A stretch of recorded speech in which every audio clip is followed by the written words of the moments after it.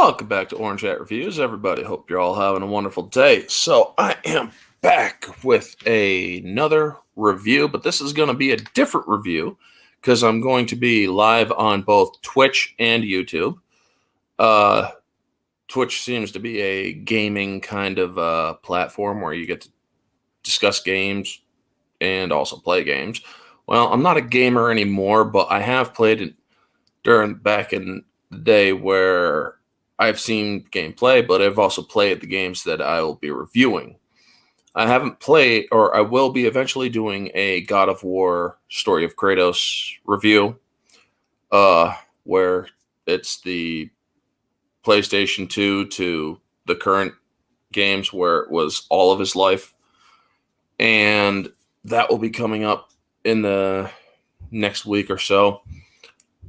But tonight, I'm going to be discussing Metal Gear Solid 1 through 4, and I will be going through the stories of each of their games, my own analysis of them, and yeah, let's just hope that things don't get too crazy, you know? That guy's brain is a bag full of cats. He can smell crazy on him. So before I do get going, I want to say hello to the chat. Epimelios, good to see you. Snake. Yeah, I know, right? And Vanja, good to see you. Thank you for stopping in. And to those who are following on or watching on Twitch, good to see you. Thank you for stopping in. So, Metal Gear Solid 1. Let me get the banner up to let you know which one it is. Yeah, Metal Gear Solid 1. Cult Classic Cage, good to see ya. Lurking because I still have yet to play the series, but it is on my list, things to do.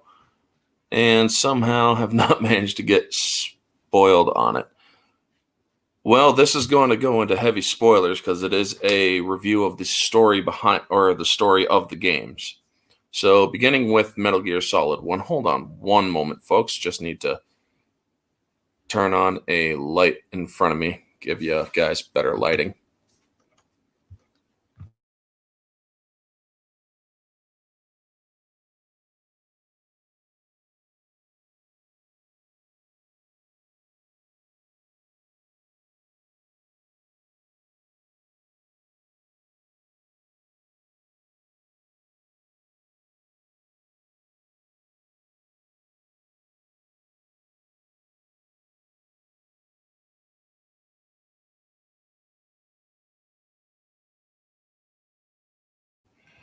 And I'm back. So yeah, better lighting. So when I first saw the Metal Gear Solid game, when my brother got it for the PS1, this game was the shit. This game was very much a competitor with Final Fantasy VII. Not because of the same story mode or the same gameplay, but because these were the biggest games at the time. And these games were the games to play. So when when my brother, because he was the one that had the PlayStation, got this game, originally we played the beginning opening to it on the demo discs that PlayStation 1 used to have. And PlayStation 1, God, I miss the original consoles. The older consoles are the best consoles, in my opinion, because nowadays it's just everything's too complicated, you know? But I remember playing the older games. They were a lot more fun to play. These games were the shit back then, man. These were the games that you could absolutely play and play repeated over and over several different times. If you had the Game Shark codes, you could put in them. You can get you can get things like infinite ammo with the headband. You could get a tuxedo. You could get the stealth field, so people couldn't, or so your enemies couldn't see it, except for bosses. They would be able to see you. Couldn't make it too easy for you. You had the very easy all the way to the extreme hard. Metal Gear Solid 2 actually made very good use of that. the controls may have been, or the controls were actually very good back then, in my opinion. However, I will admit, I do remember getting blisters right here on my thumb for having during the torture scenes of this, or during the torture scene where you had to mash the button really freaking quick so you stayed alive long enough during torture. Because one of the cool things that this game did was during that torture scene, if you die, it's game over. You pick up where you last saved. And this game had so many different features to it. Depending on where you were, you could have different conversations. Depending on what equipment you used, you could have different conversations with the different people on your codec. This game is basically a terrorist operation in Alaska. Solid Snake, who doesn't, or who was no longer in the unit anymore, is brought back in to take down the unit that he was once a part of, but not with the people who were a part of the unit current. Special Operations Foxhound has people of animal designation. All of their IQs were in the 180 range and higher. They were all certified geniuses. In MGS, they were not most others, yeah. I had no problem with the controllers, to be completely honest. I absolutely had no problem with the controllers. You just had to know how to maneuver. You just had to know how to use them, you know? And Snake basically had armed soldiers pull him out of his winter shack in Alaska and brought him back in. And they went over the different things. This is things that you learn through the special features of the game.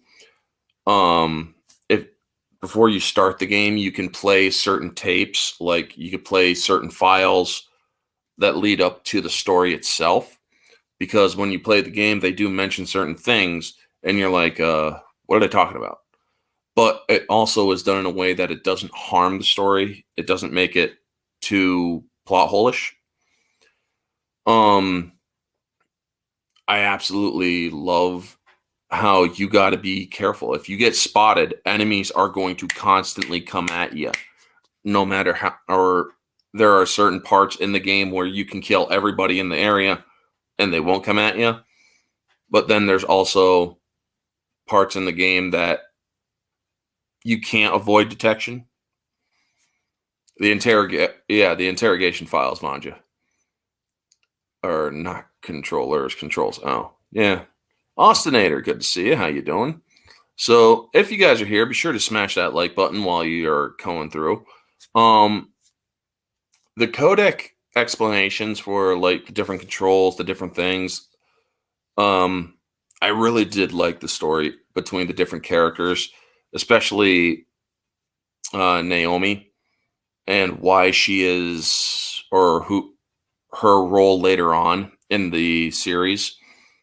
Now, what I should be doing is actually going through Metal Gear Solid 3. However, Metal Gear, because that is the prequel, that is the game that really, or it starts off, or it's basically a prequel to how Big Boss became Big Boss.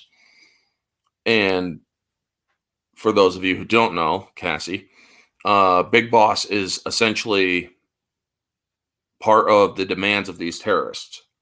They want like a few million in cash plus the remains of Big Boss, the greatest soldier who had ever lived. And hello, Happy Dinosaur. Good to see you. Happy day to you. Now, Solid Snake, voiced by David Hayter, that dude has a freaking legendary voice. It's absolutely awesome. And I completely botched what I planned on doing when I got this thing started. I was actually going to start a minute late and then start with Kept You Waiting, huh? Which is it's a well-known line in the Metal Gear Solid franchise because it's done in all the freaking games. Kept you waiting, huh? But yeah, David Hayter, they even made the character look like his, or almost kind of look like his face, but they also, or in the first PS1 game, not the remake of the PS1 game, but the PS1 game had or didn't have clear faces. So, but it still didn't matter because it was such a great game to play. But you also learned that there were characters that looked exactly like you. There was the character of Liquid Snake. You're Solid Snake. Liquid Snake has the same face as Solid Snake. And to learn that, you don't know if he's your brother or anything else. Hideo Kojima should make movies. His games are movies. His games are basically movies. You can watch them on YouTube. The long play, I absolutely love the long play versions of these games because they show all the different nooks, crannies, and secrets and whatnot. And it really is great. I mean, folks, these games are so interactive. You could do something where later on in the game, there's ravens flying around you in an elevator. If you shoot the ravens, you're going to get bitched at by your superiors on your radio. Also, if you shoot the ravens, there's a boss called Vulcan Raven. He's a shaman. He's humongous. He fucking wields a Vulcan 30 or Vulcan freaking minigun with an ammo pack on his back. This dude is picking up this thing is on an A10. That kind of gun. The minigun that is put in the nose of an A10. He has one of those suckers, and he's firing it at you. And he'll also yell at you if you shoot the crows and ravens and whatnot. And they redid the game for the PS2, where it was updated graphics, a little bit of a show between, or a little bit of a more campiness and what's the word I'm looking for? Campiness and comedy. Because first off, this is a rescue operation. You got to go in, rescue certain people. And you learn later on in the other games that these characters are all freaking linked. Yeah.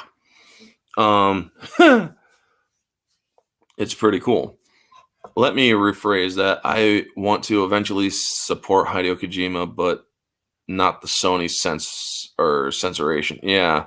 Or censor station. That's a better way of saying it. I mean, when they did Phantom Pain with Metal Gear Solid Phantom Pain, it's a good game, sure, but I don't consider it part of the Metal Gear Solid series. True, they kept good with the characters, but they also seriously screwed up the story. They did it in such a way that it doesn't really make too much sense when you have super technology in the 80s, yet in the 90s and 2000s, when these games take place, the technology is actually not up to par with what they were doing in that game, you know? So you start in by getting launched from a submarine. You're put into a hollow torpedo that launches you into the place. You got to hide. You got to go through, get up an elevator. You see that there's a Russian Hind helicopter.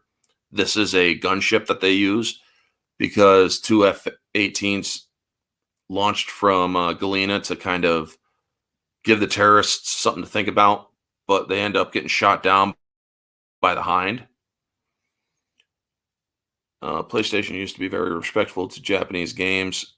Now they censor them to high heaven. That does suck if they're doing that. There, that should allow the, let's see here. Seems that my internet is weak. So I'm going to turn it off on all things that I'm not using. So hopefully that helps. Can you all still hear me clearly? Is everything coming in clearly? Can you see me well and whatnot? Is audio good? If not, I can always cut my camera. Let's see if that helps.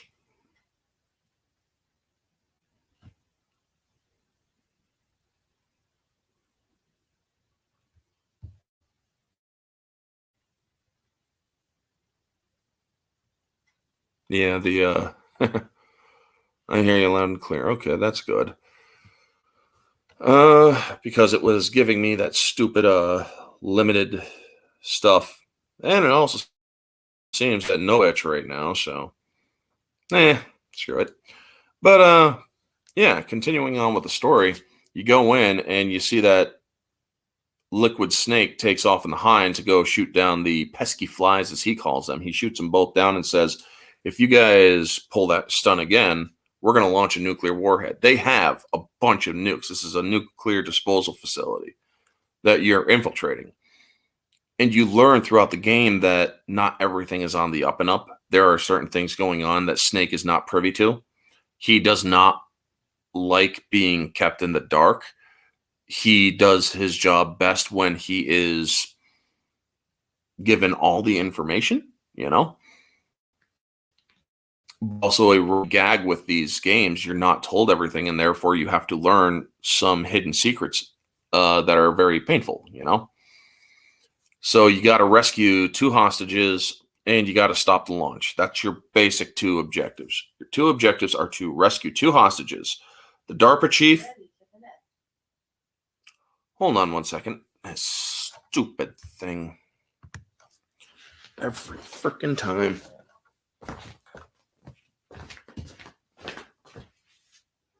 There. Let's kick you down a little bit. Freaking 95 degrees in here.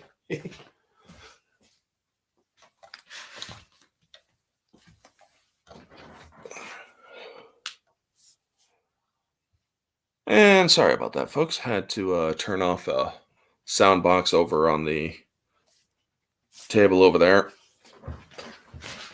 But yeah. So you go in.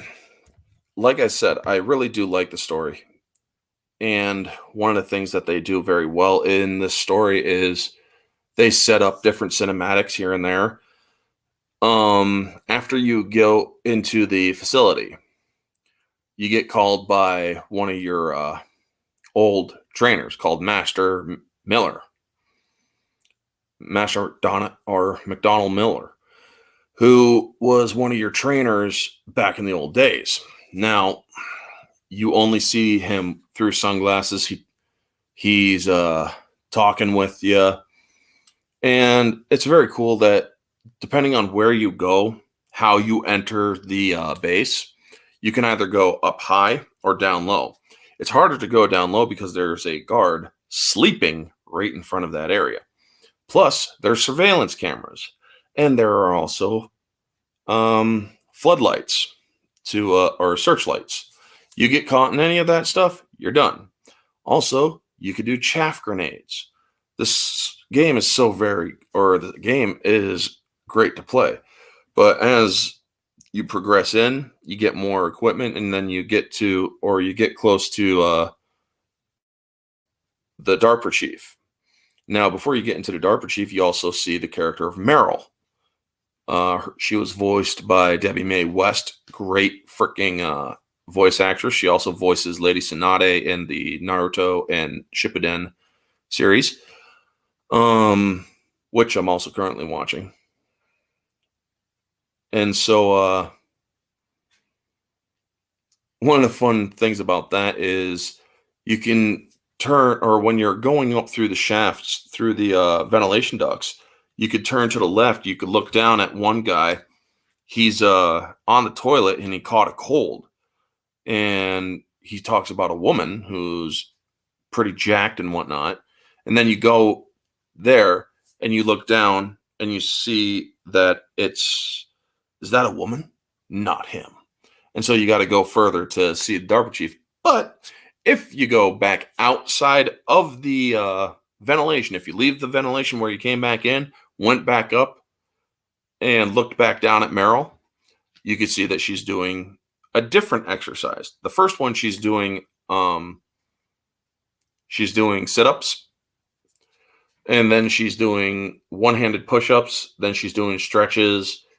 Now, if you go back out again after all of those and you go back in, you see that she's doing push-up or sit-ups again, but she's doing them in her underwear. I mean, they went all out with this game with different little cute semi-perverted things here and there, but also things that are not, or it's a PG-13 game, you know? It's a game that teases you, but also gives you a great time to play. So you go in, you get down to the DARPA chief. Now, the DARPA chief's name is Donald Anderson. However, he also went by a different name, which you learn in Metal Gear Solid 3. His name was Sigint in Metal Gear Solid 3. However, that you don't know until you get to Metal Gear Solid 3. Or Metal Gear Solid 4, actually, is when they actually give the full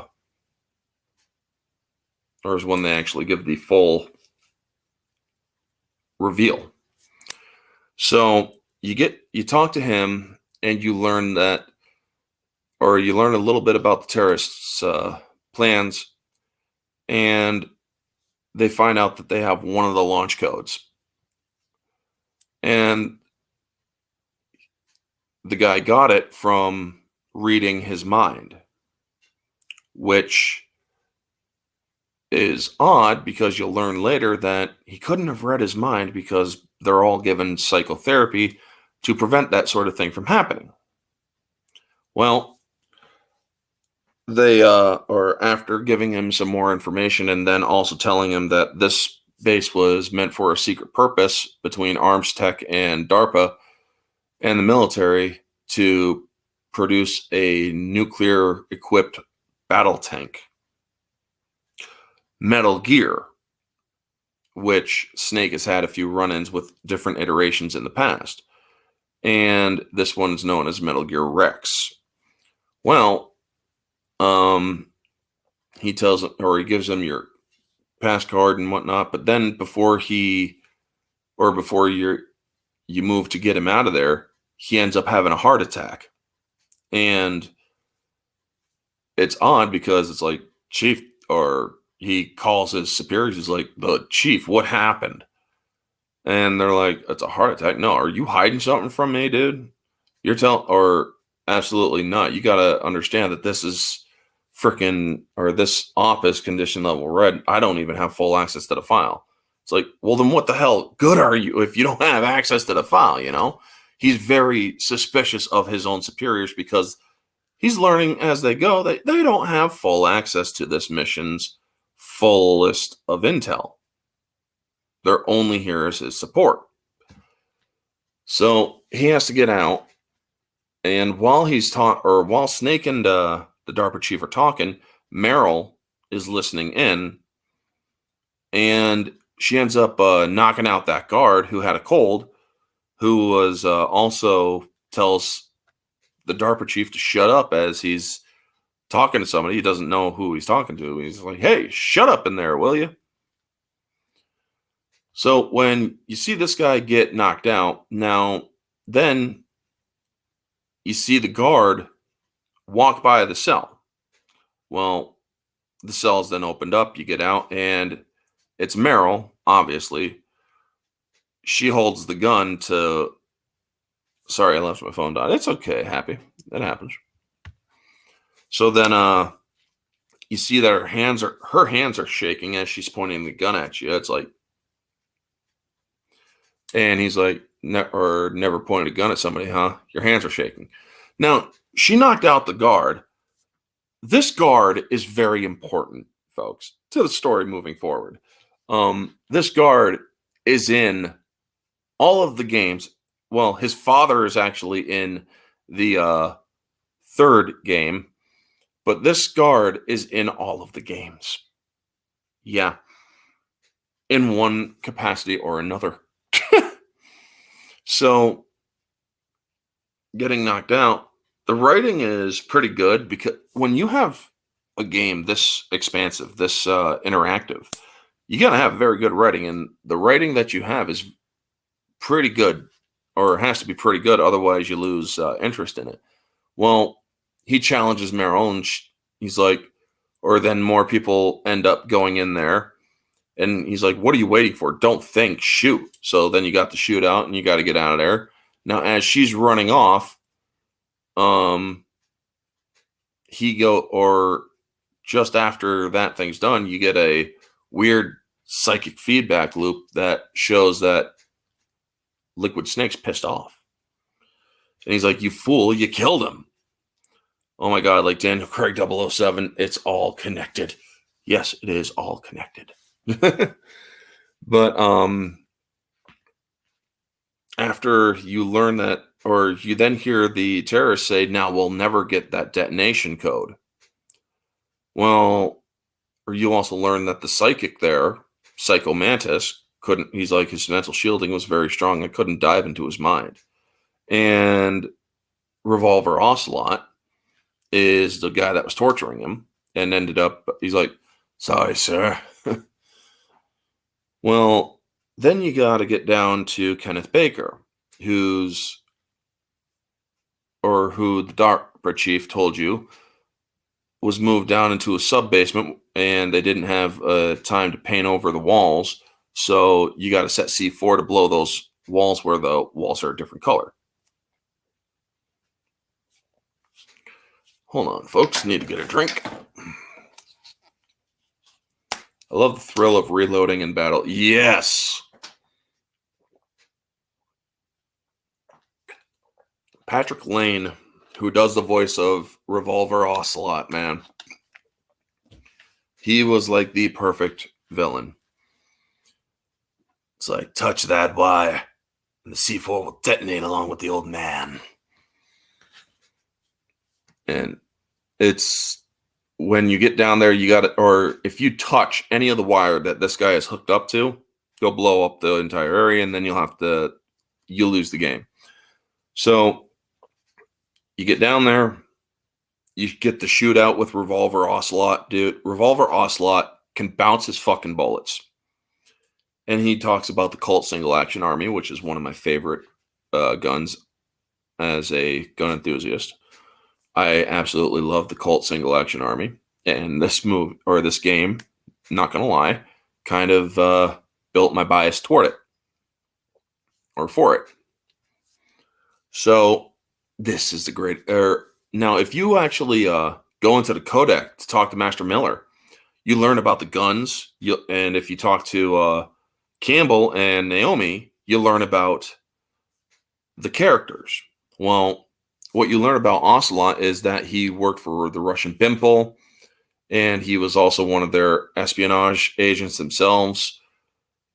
And he, or you learn all sorts of things that he was involved in during his time over in Russia. Oh, I already know it's not Miller, but the audience doesn't if they're new to the game. So one of the things that you learn about from Miller is that when you're shooting out with Revolver Ocelot, your weapon, your SOCOM, is a 45 automatic, where you have, or it has a higher velocity or muzzle velocity, where the Single Action Army, the Colt, doesn't. It has a slower muzzle velocity, and that's bad for the character because the bullets fired from the revolver tend to get stuck or lodged in the body. Where if you get hit with an automatic, chances are it's going to do it through and through. If it's from Russia, it probably doesn't come with love. Yeah, I know, right? Now, one of the things I love during these games is that the boss fights is that they tend to talk a lot more. The 1911 and the Mark 23 are my favorite two handguns. Yeah. Well, in the 1911 A1 is in Metal Gear Solid 3.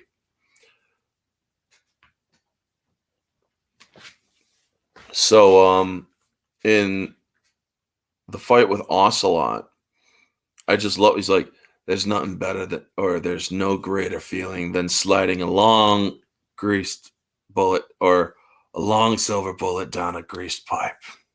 You know, it's just such innuendo, but also it works for his personality too.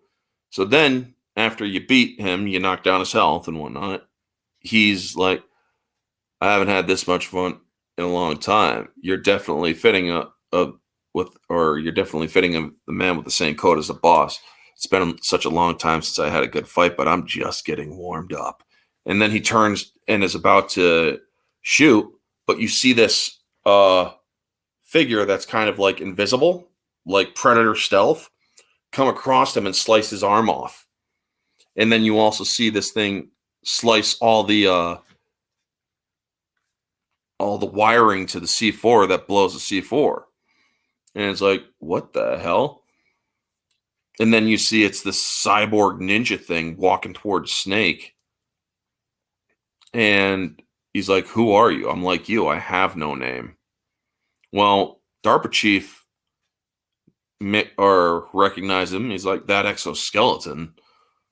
And you also see that Revolver Ocelot knows him. He's like, stealth camouflage. Can't you ever die right? You were lucky. We'll meet again. Well, it's like, huh. So what does that mean? Can't you even die right? He knows exactly who that person is. So you then get to talk with, or after the ninja has a little freak out and jumps out of there, stealth and all, it's like, what the hell? So you talk with the president of Arms Tech. And I like in the remake of the game for the PS2, the DARPA chief is like, or when he says, I forgot the frequency for Meryl, the girl who he kept in contact with. And he's like, or you see Snake in the PS1 version, he goes, damn. Well, in the PS2 version, you see him stand up. He's like, and then he pulls his gun and points it at the freaking. He's like, he just points it right at the Arms Tech president, pissed off. It's freaking hilarious, you know. Hideo Kojima makes the best action movie dialogue that'll never go on a movie theater screen. Exactly. Sadly, Cyber Ninja looks pretty good considering he went sunbathing in a minefield. Yeah, right. And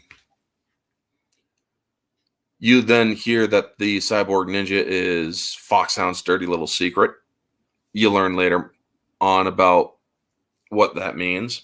Well, now you got to find Hal Emmerich. You also got to find Meryl. Well, also you learn that there's no way that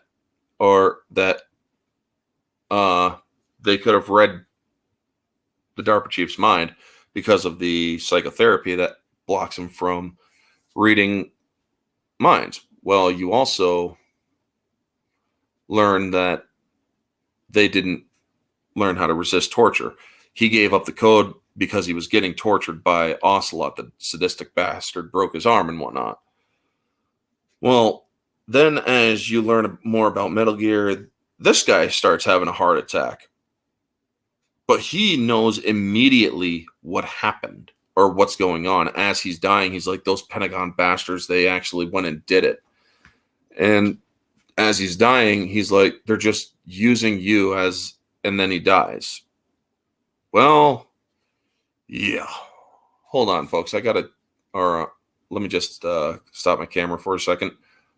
You'll still hear me. I just got to open up the fireplace a little bit.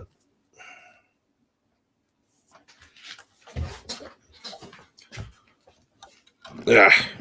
Damn it.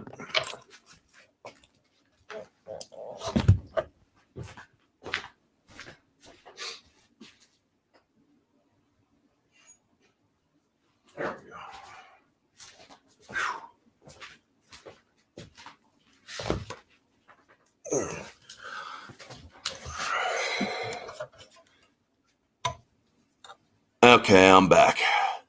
So speaking of heart attacks, I find it interesting. Metal Gear is one of the first video games I know that had cigarettes. Yeah, the main character you can actually place, or you can actually put cigarette or equip cigarettes and smoke them, but they do actually take down your health. Because also David Hayter is a chronic smoker. So after that, you got to get out, you get more weapons, and you update your arsenal. I just released the Fox Die and COVID vaccines, and they're the same thing since they both cause random heart attacks, right?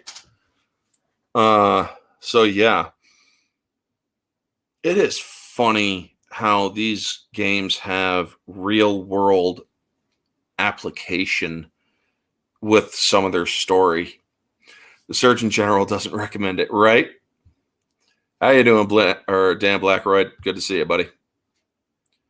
Now, one of the things I really do like is when you continue on, you got to actually, it takes a little bit more. You start talking with Meryl. You learn about her, how she's green, but she also sees Solid Snake as a legend. And then you got to fight freaking Vulcan Raven in the damn tank.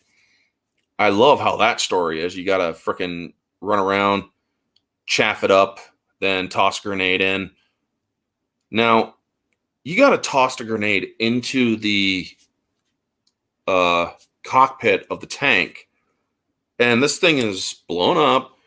These different gunners that are coming out and whatnot. Well, Vulcan Raven's still in the freaking tank, taking grenade explosions. So, yeah, how durable is that man? You know? It does make one wonder. How durable is Vulcan Raven? I mean, this dude is also a freaking native shaman. So he's not one, or he is able to see things from a different, or from a spiritual perspective, which is pretty cool. And then you get into the storage facility. Well, you can't use your weapons in that area. And then you go deeper in, and then you get the nano machine, son. Yeah. And how you doing, Ruben? Good to see you. More durable than an M1 tank, right? So you get into the storage facility. I like how they restrict your weapon use up in the main area where there's freaking nukes, which is pretty cool. I already programmed the nano machine so he can't. Hey, what the fuck? It's like freaking Snake's like, hey, what the hell? You know, it's freaking hilarious. Now, if you get caught in that area, I do like that you got to be extremely stealthy in that area. You get caught, they seal it off and flood the room with gas. You die if you get caught in that room. Now, you get lower, you can find a gas mask, and you got to find Emmerich, and you also got to use Nikita launcher, or the Nikita launcher. Well, isn't that, or I love the remote controlled missiles because they're so fun to freaking use. And you got to basically dodge remote sentry guns. So then getting closer to Hal Emmerich's area, the programmer or the engineer, you see the body or the hall of corpses. You see all these guys freaking are sliced up. Before you get in there, you hear freeze, a couple of guns going off, but you also hear freaking slices, and you hear flesh getting rended, man. It is insane, the stuff that they put in this game. The animated comic of the first two games change up the story a little bit, adds backstory that Ocelot and Mantis have history, but omits that Liquid and Mantis does. Yeah, I don't pay attention to Phantom Pain's story. Scariest scene in video game history, also the most badass. Yes. The walking through the Hall of Corpses when you see the ninja is freaking holding up a is holding up a corpse or a guard stabbed through the back like this as he's getting ready to open the door. And then he just whips the sword down, and you see the guard. Now, if you pay attention to the guard, he's still breathing. He's still alive. And the sound effects, it is just so chilling, and it's so freaking great. And so then you also see one guy coming around the corner. It's a ghost. And then he dies, and just blood just pools out of him. You see other guards slice to shit, man. I mean, this part of the game is not for somebody who's faint-hearted. It is freaking awesome. So then you get Predator with a katana. Yeah. Let me follow that up with guy in a small room for a fist fight, right? And so you get in there and you see that Hal Emmerich, or the engineer that you're going to see, is trying to get away from the ninja and pissing his pants the whole time. And so he runs into a locker, and you got to fight the ninja. Well, this ninja knows who Snake is, and he's like, I've removed all obstacles. Now you and me are going to fight to the death. They use the null voice over the deep throat voice for Gray Fox in the animated comic. Yeah. It's the same guy, George Bird, who does the voice for the cyborg ninja as well as Deep Throat. As well as the guy that did the voice for the DARPA chief. And yes, when you fight this ninja, it's like he's like, hurt me more. Now I remember that punch. And after you finally beat him, Snake finally, he's like, it can't be. You were killed in Zanzibar. And then the ninja runs off again after having another psychotic fit. Well, now you understand who it is, who Gray Fox is. Now, if you played the Metal Gear games for the Nintendo and Super Nintendo, you know who Gray Fox is. He is one of the to earn the codename Fox in Foxhound, because Foxhound, if you earned the codename Fox, that means you are the absolute best of the best. You are the most skilled warrior, soldier ever. Well, he was the only one to ever earn that name. And the colonel doesn't believe it, and he's like, you and I both know he died in Zanzibar. Well, then Naomi comes in. No, he should have died. And you learn about Dr. Clark, her predecessor. Now, in Metal Gear Solid 1, Dr. Clark is mentioned or they use he.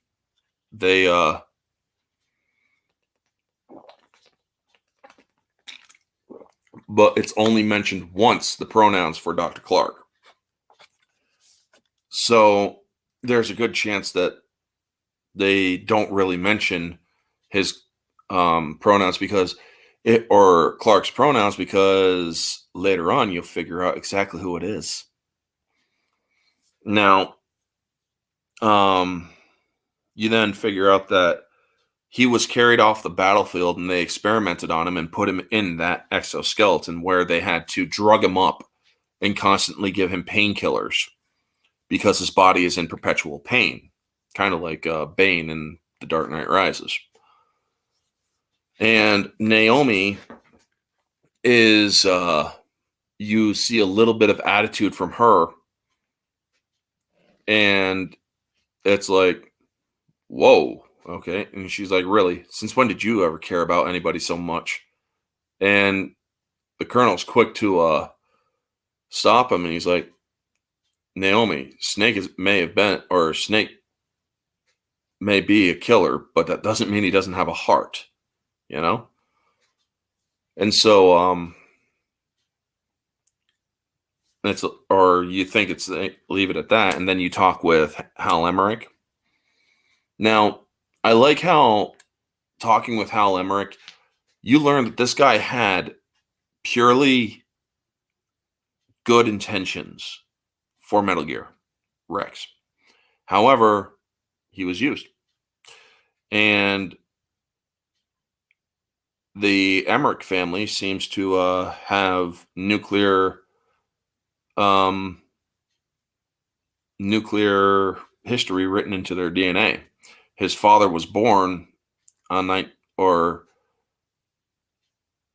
his grandfather was part of the Manhattan Project, and his father was born on the day of Hiroshima being nuked. And now he is now taking part in a stealth nuclear module on Rex. This weapon is basically meant, or he thought it was meant to shoot down nukes. Well, no, it was actually meant to launch them without being detected. It's a stealth weapon. And I also like the otaku, or how they call him Otacon, because he's an otaku. He likes anime and whatnot. And then you see that he also has a stealth thing where he was going to give one to Snake later on. And after that, you got to go out. You now have a gas mask. You can get more different stuff. But then the overland route to the to the hangar to where Rex is being kept is blocked by glaciers. So you got to go across 2 towers. This is where 5 makes it too gray. Is the tape, or makes it too gray is the tape at the end operation interlude, and messes up the gray character a bit. Yeah, I don't pay attention to 5. Like I said, they completely cut Hideo Kojima out of that story. So the story the way that he makes it up there, he has to fight he realizes there's nothing he can do to fight the Hind D, because the Hind D blows the bridge to the other tower. Oh, excuse me. So he has to freaking rappel down. The rappelling is fun in this game. And then he has to get over to, wait, did the Hind D come before or after? Right, the Hind D didn't come until after the torture. So he ends up meeting up with Meryl. That's right. You got to meet up with Meryl first. Meeting up with Meryl's fun because if you get into the bathroom quickly enough and you manage to chase her around the corner and whatnot, well, the cinematic changes from her having pants to her not having pants. Now, there's also a scene, or if you play your cards right, you can also follow one of the other guards to where they're taking a piss. You can stop them around the Hind D. Yeah, the Mi-24's favorite helicopter, MGS, influenced me greatly. I was so happy that the PSG-1 was in Call of Duty Black Ops. Yeah, right? And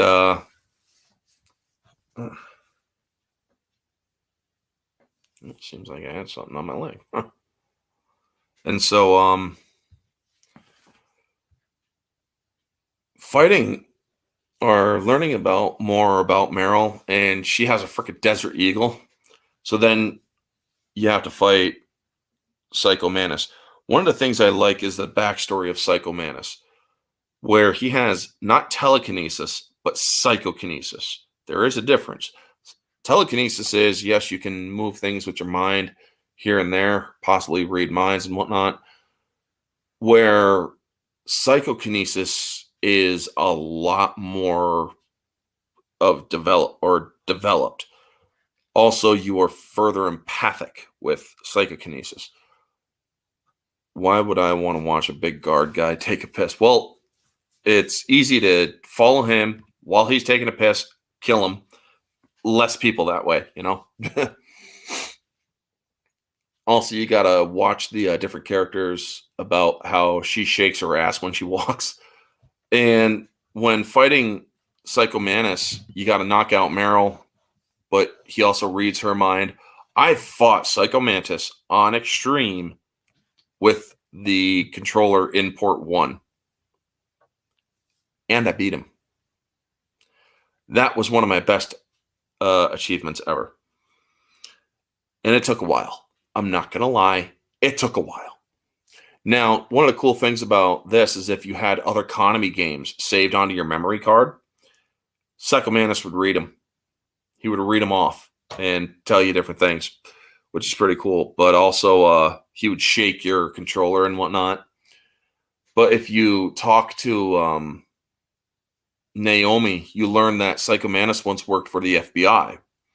And while working for him, there was a multiple serial killer case, and he got too far into the killer's mind. And as a result, he became just like the killer. He became extremely psychotic, but this man also has a tortured past. His father was extremely abusive. Jace Fox, good to see you, man. Yeah, it fucking sucks. Hey, brother. Good to see you. Because of having to change controllers in Metal Gear Solid 1, I did the same with the PS3. When you fight Psycho again, you get a call from Camel saying you don't have to do that anymore. Yeah, right? And it's pretty fun. Now, you also learn that he needs, or the mask is important to him because they take off the mask and he is kind of deformed, or they show that he's deformed and whatnot. But also, without the mask, other people's thoughts force their way into his mind, where with the mask, he's able to filter it out. The story of Psycho Mantis is extremely this is one guy that you actually feel for. This is the first sympathetic villain in the entire series. Psycho Mantis is a sympathetic villain.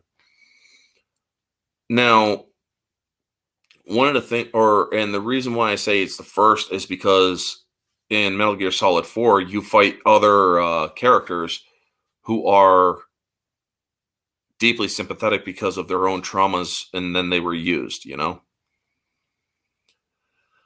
And so in Metal Gear Solid 1, after fighting, he helps you out a little bit but before he dies. He dies because of his injuries. And Meryl Psycho Mantis tells Snake, is like, you have a large place in her heart. Well, yeah, of course she would fall in love with freaking Snake. So then going through, you get the you go through and you got to get through the wolves. Well, there's some wolves around there. You eventually get past them and you get into a sniper area. Well, Sniper Wolf shoots the shit out of Meryl to bait her, or to turn her into bait. You now have to go back into the game so far back to get a PSG-1. It's not funny. And then when you get back, Meryl's gone. Now, after beating Sniper Wolf in a game of diazepam and bullets, Nameless here for your life, your very humanity. Yeah. And you then have Julie Moore as Psycho Mantis. I love what she says. She's like, don't you know that 2/3 of the world's greatest assassins are women? And then you get knocked out, and then you get tortured. Well, then you learn about what happened to the real DARPA chief. He's been dead for days. He has maggots crawling all over him. You catch a cold. And the guy that caught a cold because of that bitch that took her clothes, well, he's now guarding you. And he has the world's biggest freaking conical vision. When you're trying to hide, you could try hiding under the bed. And it's like, what are you doing? Now, if you hide under bed too soon, because this guy eventually has diarrhea and ends up having to go to the bathroom. Well, he ends up, or you could hide under there and he'll eventually check and find you. Or using Otacon brings you a handkerchief, which has Sniper Wolf's scent on it. You also have ketchup and rations. You can use the ketchup to make it look like blood, like he did on the floor. Or that guard was Johnny, wasn't it? Yes. Like I said, he's important through the entire fucking series. Now, when you break out of there, or during the time that you're in there, you learn a little bit more about Naomi, and Master Miller calls or kind of interrogates her a little bit. It's like, when was that? Or this and that and whatnot. You also learn that the government isn't going to give in to the demands. And he's like, and Snake's just pissed off about shit. Well, then you break out. Now, if you give in to the torture, Meryl dies. However, if you make it through the torture and escape, Meryl lives. Now, if you get through where Meryl lives, you get the headband for infinite ammo. However, if you get through or if you give in, you get the stealth camo. Me, the first thing I did, I gave in because I wanted a stealth camo. and then I got the bandana. Well, the story is actually pretty well told here, because what was the tuxedo for? It was just a gimmick. It was just a gimmick, really, to also make the cyborg ninja a different color as well. I always wondered what it was about, but they never really explained it. But I do like that when you get out, there's also a bomb in your freaking stuff, so you got to toss that too. But then getting out, you have to fight the Hindy, which is a great fight with Stinger missiles and whatnot. And I really do like how freaking Liquid Snake really fucking hates you. And he's telling you that you're the sons of Big Boss and whatnot, and you actually look like Big Boss, and you also look like Solid Snake and such. It's so freaking great. On the Tux was for getting both endings. Yeah, Tux was getting both endings, so you're basically James Bond. Now, after you think you've killed Liquid by crashing the Hindy on him, shooting enough stingers and whatnot, you got to fight the other guys who have the stealth camouflage, because Otacon wanted to get one for you, but they got to him first. So yeah, unfortunately you couldn't get stealth camouflage, and you end up killing those guys. But then you get down into the snowfield, and earlier you find out that Otacon likes Sniper Wolf. Well, now you got to fight Sniper Wolf for real. And you kill her. She's the second sympathetic villain in this game. The second villain you feel sorry for. There's only two villains in this game that you feel sorry for, and it's Sniper Wolf and Psycho Mantis. Well, after you kill her, you understand that she was from Kurdistan.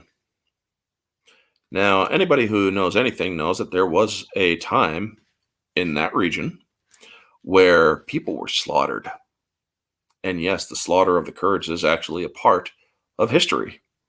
That is part of Middle Eastern history.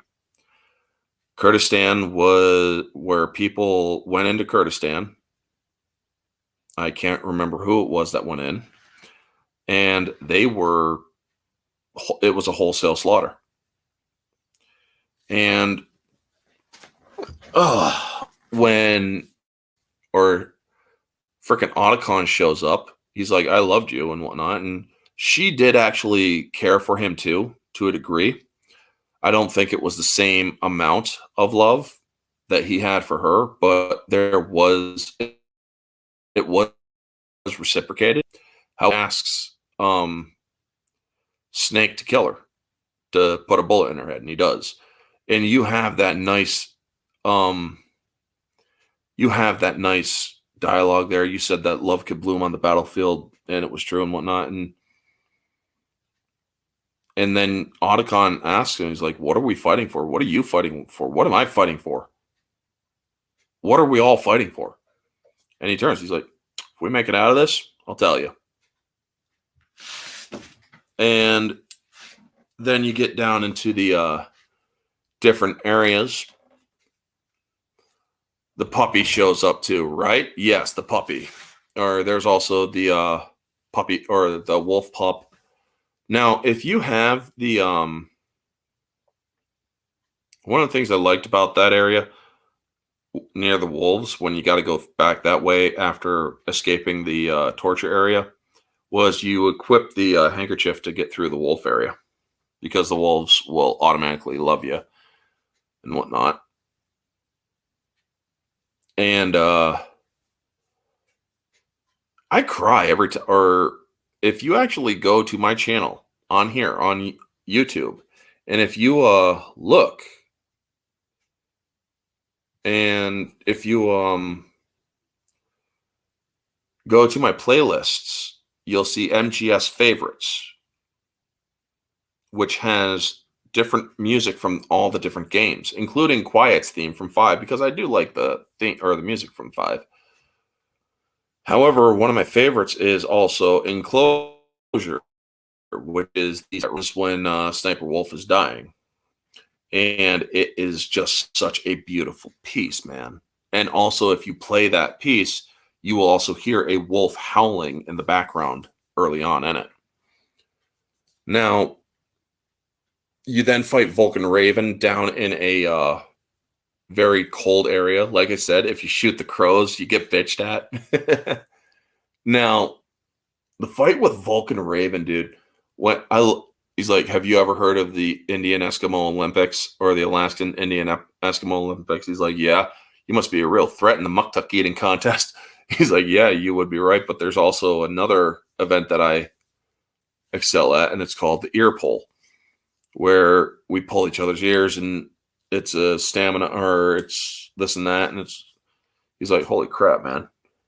So you got to fight Vulcan Raven, who's blasting the shit at, or shooting at you with a fucking minigun.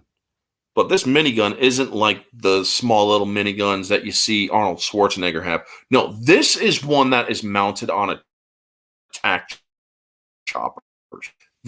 That is freaking put on A10 Warthogs.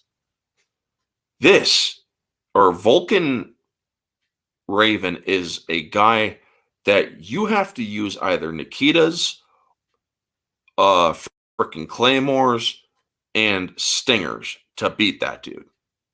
Minigun with a Donkey Kong barrel full of bullets. Exactly, dude. And at first he's just walking slow, but he eventually starts running. If you're in his sights, he'll tear you apart, man, with that freaking with that Vulcan minigun. But after beating him, his own ravens eats him. His own ravens come down and start pecking at him and whatnot. And I love what he says to Snake. He's like, the path you walk has no end. The souls of those you killed will haunt you forever, and you will have no peace. Hear me, Snake. My spirit will be watching you. And yeah, Snake basically doesn't have any sort of peace.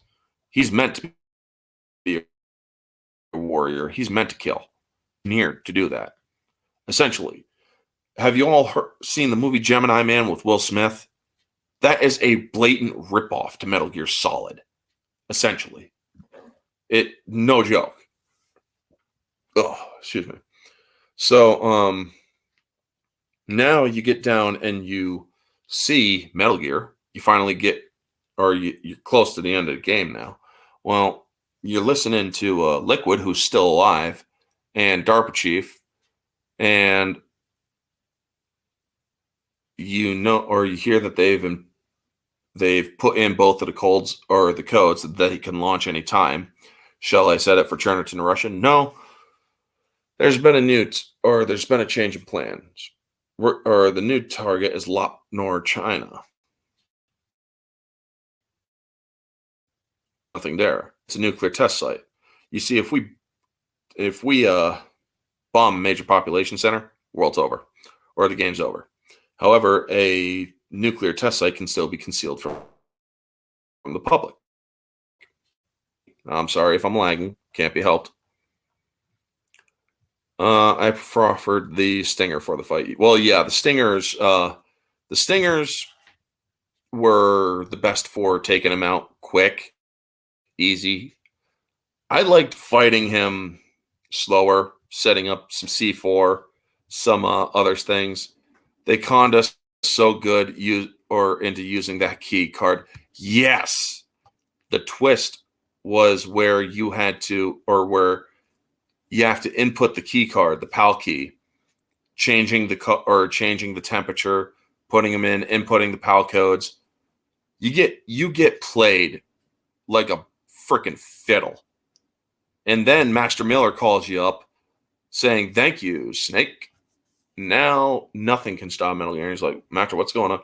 And then it's realized, or Campbell cuts in. He's like, also during this time, Naomi is suspect, and Master Miller also basically gave you the suspicion to Naomi, and it turns out that Naomi injected you with Fox dye, which is an mRNA virus that simulates a heart attack, essentially. And, well, we all know that there's an mRNA virus out there right now. And if you get a vaccine for that mRNA virus, well, chances are, if you're young enough, you might die from heart problems. Not going to say what the specific virus is, but yeah, the COVID, so freaking Naomi's arrested and whatnot. And you also learn that she has hated you for so freaking long, that Big Boss was her benefactor. She was a dirty little, she was an orphan from Rhodesia. Her parents were killed. And the person who found her was Frank Yeager, also known as Gray Fox. And after he died fighting Snake in an earlier game on the minefield, he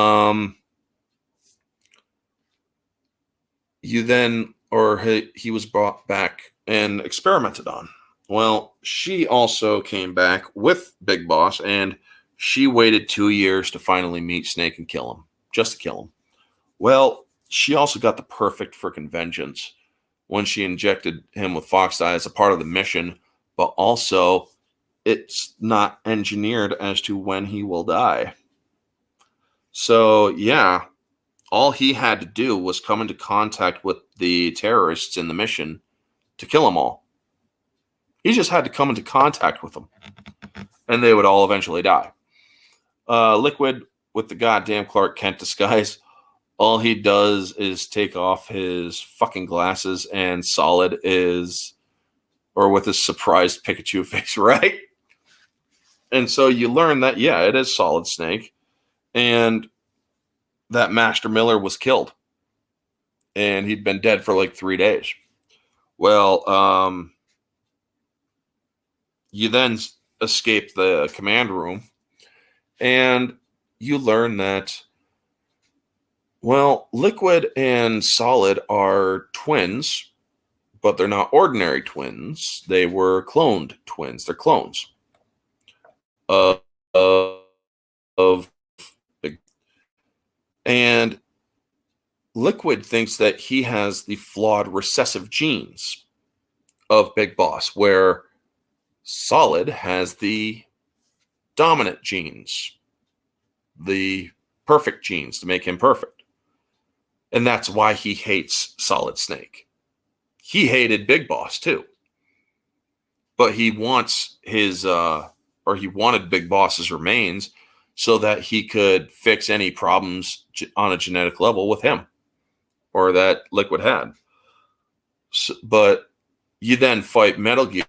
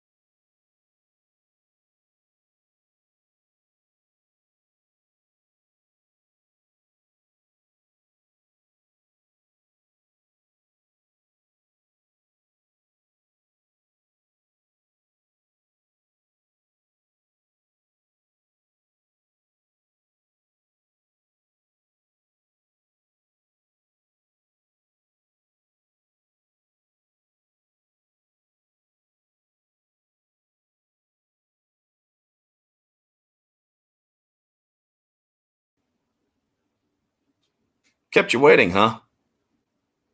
Sorry about that, folks. My internet died. Again. I am so freaking pissed that the internet did that to me.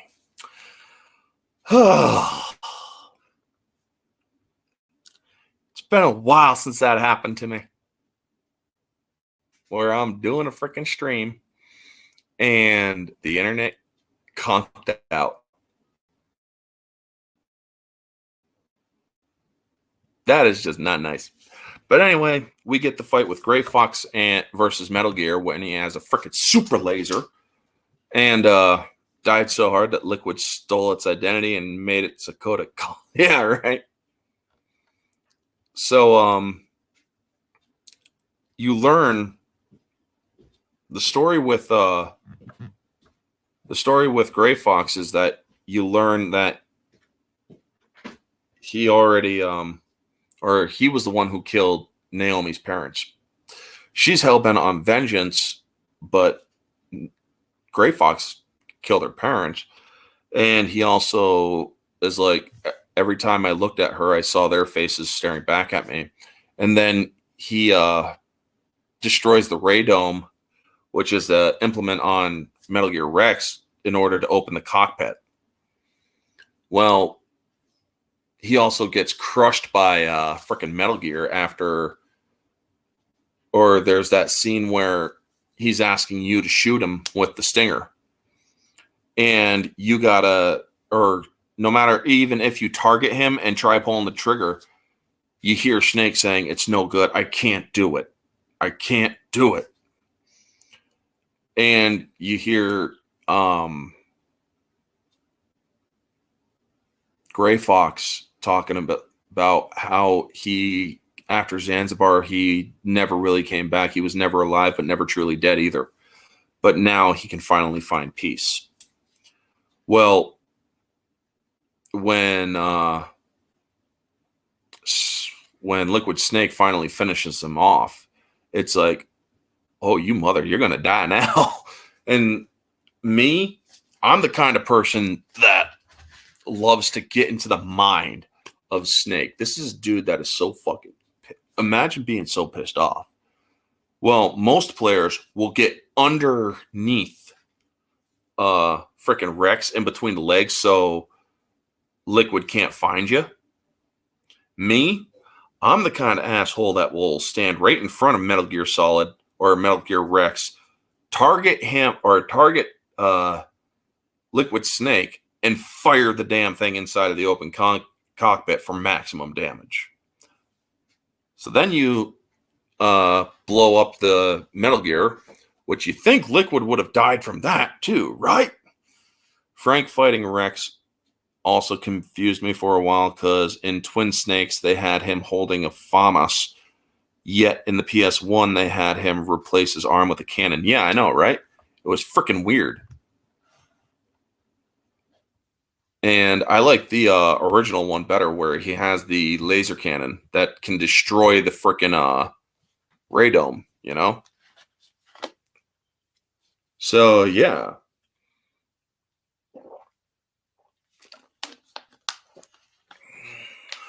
Perfect.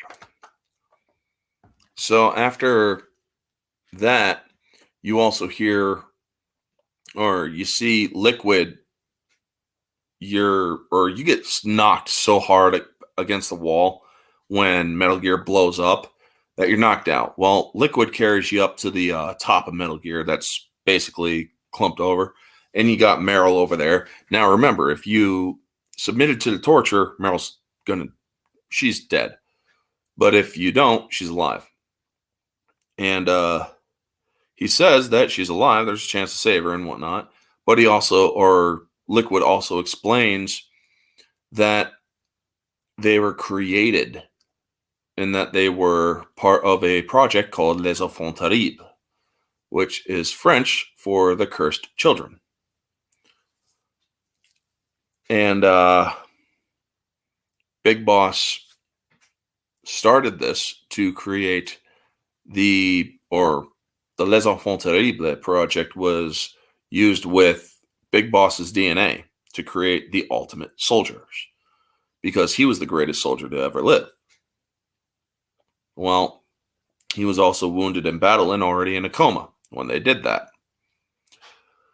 So, you also learn about the genome soldiers, the secrets to them and whatnot, and that there's not a lot of time. Well, the Secretary of Defense is about to blow the place sky high with surface-piercing nuclear warheads and kill everybody involved with the mission, including the Colonel and Mei Ling, who is the person who saves your data and gives you all sorts of different proverbs and shit, which I never really got into because that wasn't really important so much. But you then see, the fist fight between Snake and Liquid is pretty cool. So after that, now remember, if you get, or this is where the story diverges a little bit, if you gave in to the torture, you go over to Meryl, she's dead. And you see that Snake is broken. He's very pissed off and sad about it. And he's like, I gave into my fear. I gave into my pain. I'm not the hero you thought I was. And Otacon helps him and tells him, he's like, Meryl's dead, but death is not defeat. Hemingway said that. I lost Wolf too, but we can both get out of this alive. You know? Gotta love the balls of Liquid Solid. Just beat a 50-foot giant robot with a laser penis. And Liquid immediately thinks he could beat you in a fist fight. Oh my fucking God, Epi. And so you end up running with Otacon through the last bit of the game, or if you don't give in to the torture, Meryl's alive, and she tells you that she was also tortured, but she didn't give in to it either, and that she fought like he did. Well, then you get out with the chase. You also got or Liquid's still on your ass in a freaking Jeep. It's a battle of the Jeeps, and then you crash at the end of the tunnel. Well, you're pinned in the Jeep, and Liquid's about to shoot your ass. And then you hear, "Fuck." And he ends up dying a fox eye at the last freaking second. And it's like, oh, damn. Well, that's interesting. So you then talk with the colonel, who's been reinstated as the leader or the head of the mission, and the Secretary of Defense is arrested for acting on his own accord and keeping things from the president, like a freaking nuclear launch and shit. Yeah. And you also talk with Naomi, who's also been brought back into the mission, and you give the final message to her that instead of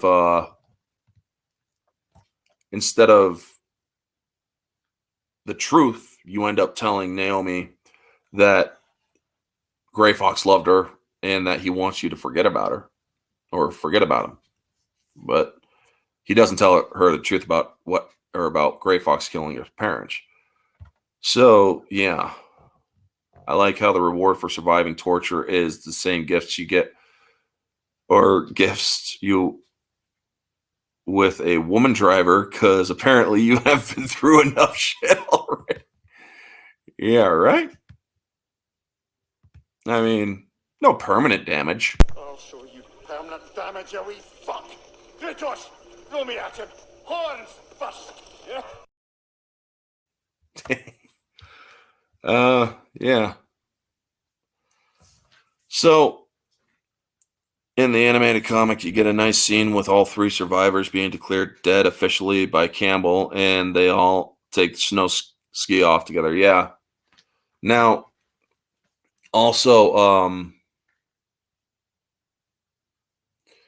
you learn that Snake's name is David. Yeah. My name's David. Well, I'm Hal, Dave. Dave and Hal. But yeah, the ending of that game, you also get to see the caribou and whatnot. It's a pretty nice game, but you also think that there might be a little bit of romance between Meryl. But also, if you give into the torture, the codec call is different because you also learn that Meryl is actually is not Campbell's niece, the colonel's niece. It's actually his daughter. Apparently, he had an affair with his brother's wife. Yeah, knocked her up. So it's like, oh shit, you know. So moving on to Metal Gear Solid 2, you get the intro to Metal Gear Solid 2, where Snake has to infiltrate a ship.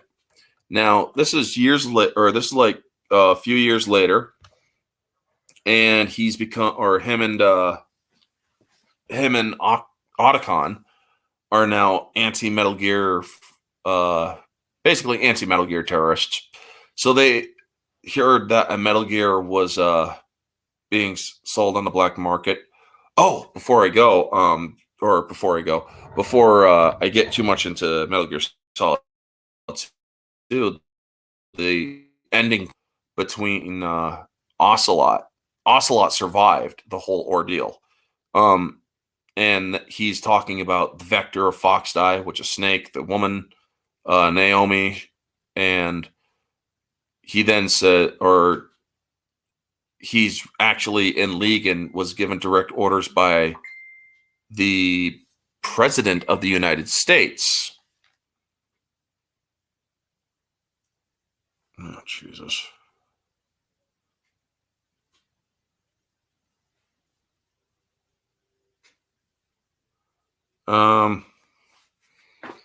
So the game changed the way people thought about video games for a long time, even with Raiden and the false marketing. Yeah. So there is the game where Snake infiltrates a tanker, and Mr. President is also still in the game. However, George Sears, which was the president in the first game, is now the terrorist in the second game. And nobody knows that you are the third one, Solidus. Solidus Snake, dude, played by John Segan from KOTOR, Knights of the Old Republic, Candace Ordo's voice. And him being the voice for freaking Solidus Snake is freaking badass. I gotta tell you. Metal Gear Solid 2 I like the story a lot more. However, Raiden was a bit too feminine for my tastes. The story for Metal Gear Solid 1, I would actually rate that more 9 out of 10-ish. It's definitely definitely high standard. However, some of the story gets a little bit tedious. Now, the story for Metal Gear Solid 2, this one is a step down a little bit, but I do subjectively like it better. You do the tanker mission, you find out that there is another Metal Gear under there. The Marines, or where the Army was developing Rex, the Marines are developing Ray, like the Manta Ray. And this one is aquatic. Well, Ocelot shows up with some Russians, specifically Gerlukovich, who was mentioned in the first game. And they hijack Ray. Well, then Ocelot ends up betraying Gerlukovich. Then, Venitsum. Hi, I want to offer a promotion to your channel, followers, and chat bots. Okay, yeah, no. Now I wish I had somebody else on frickin' Twitch right now to kick that person out, because I don't like people doing that shit.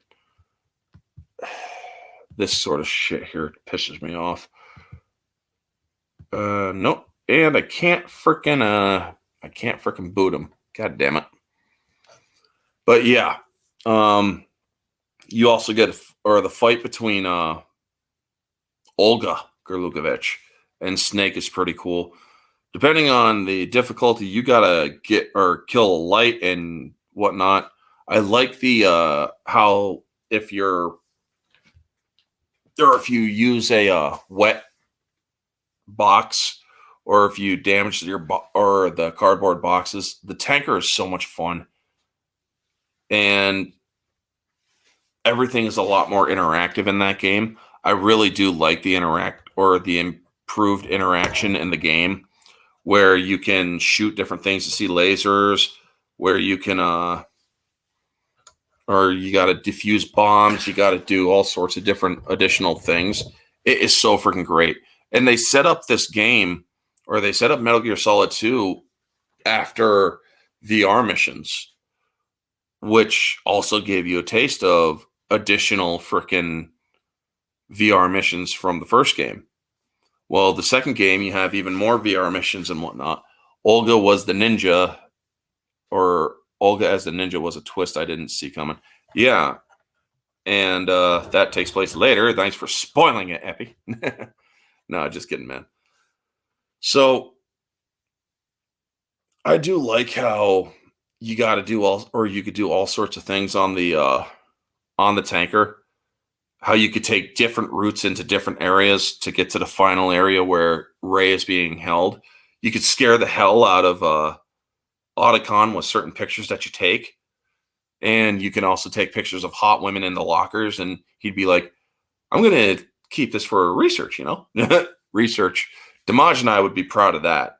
Damaj and I, if you catch this on the replay, dude, you'd be proud of that one.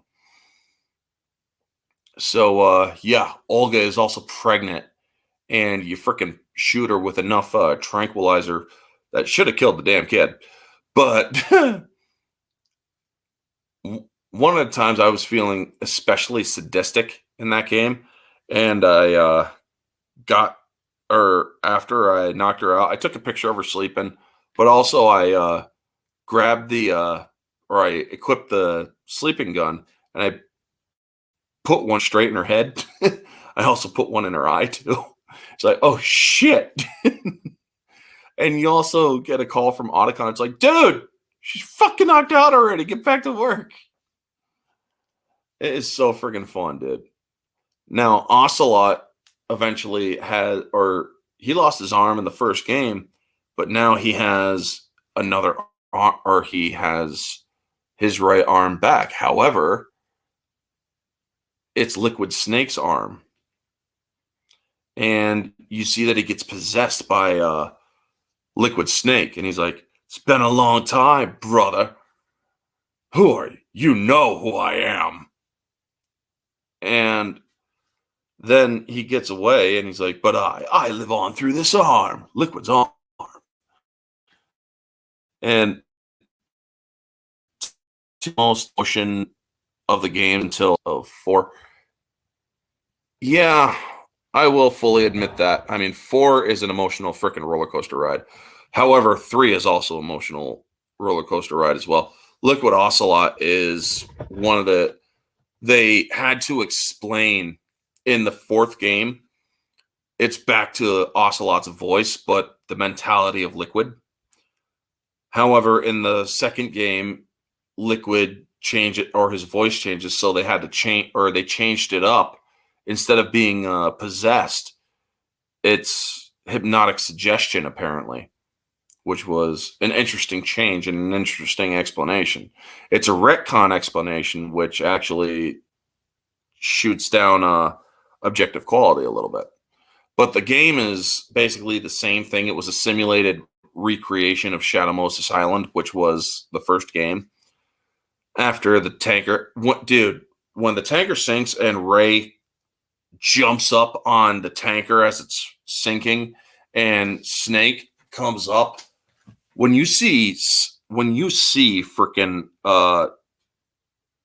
Metal Gear Ray just looking down at you like or looking like freaking Zilla from, or like a Godzilla kaiju looking down at you, it's like, oh shit, that is so freaking awesome, man.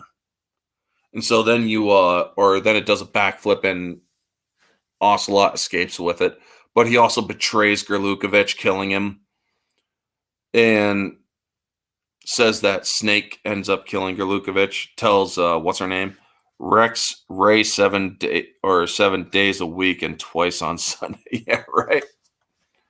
So, however, that's not exactly the case that we see in Metal Gear Solid 4. But yeah,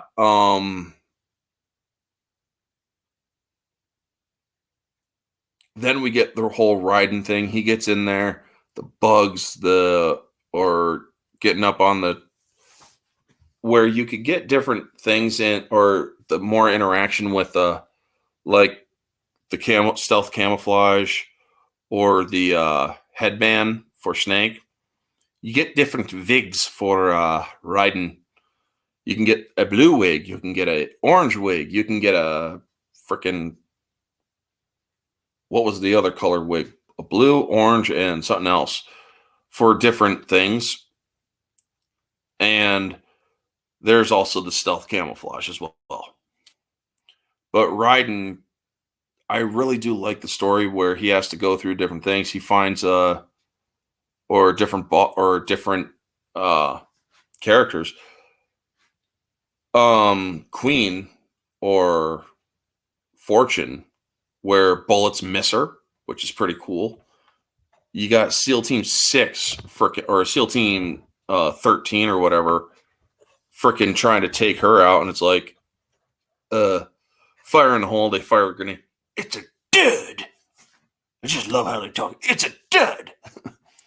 And then you also have freaking Vamp, which is just pure psychotic vampire like dude, freaking slicing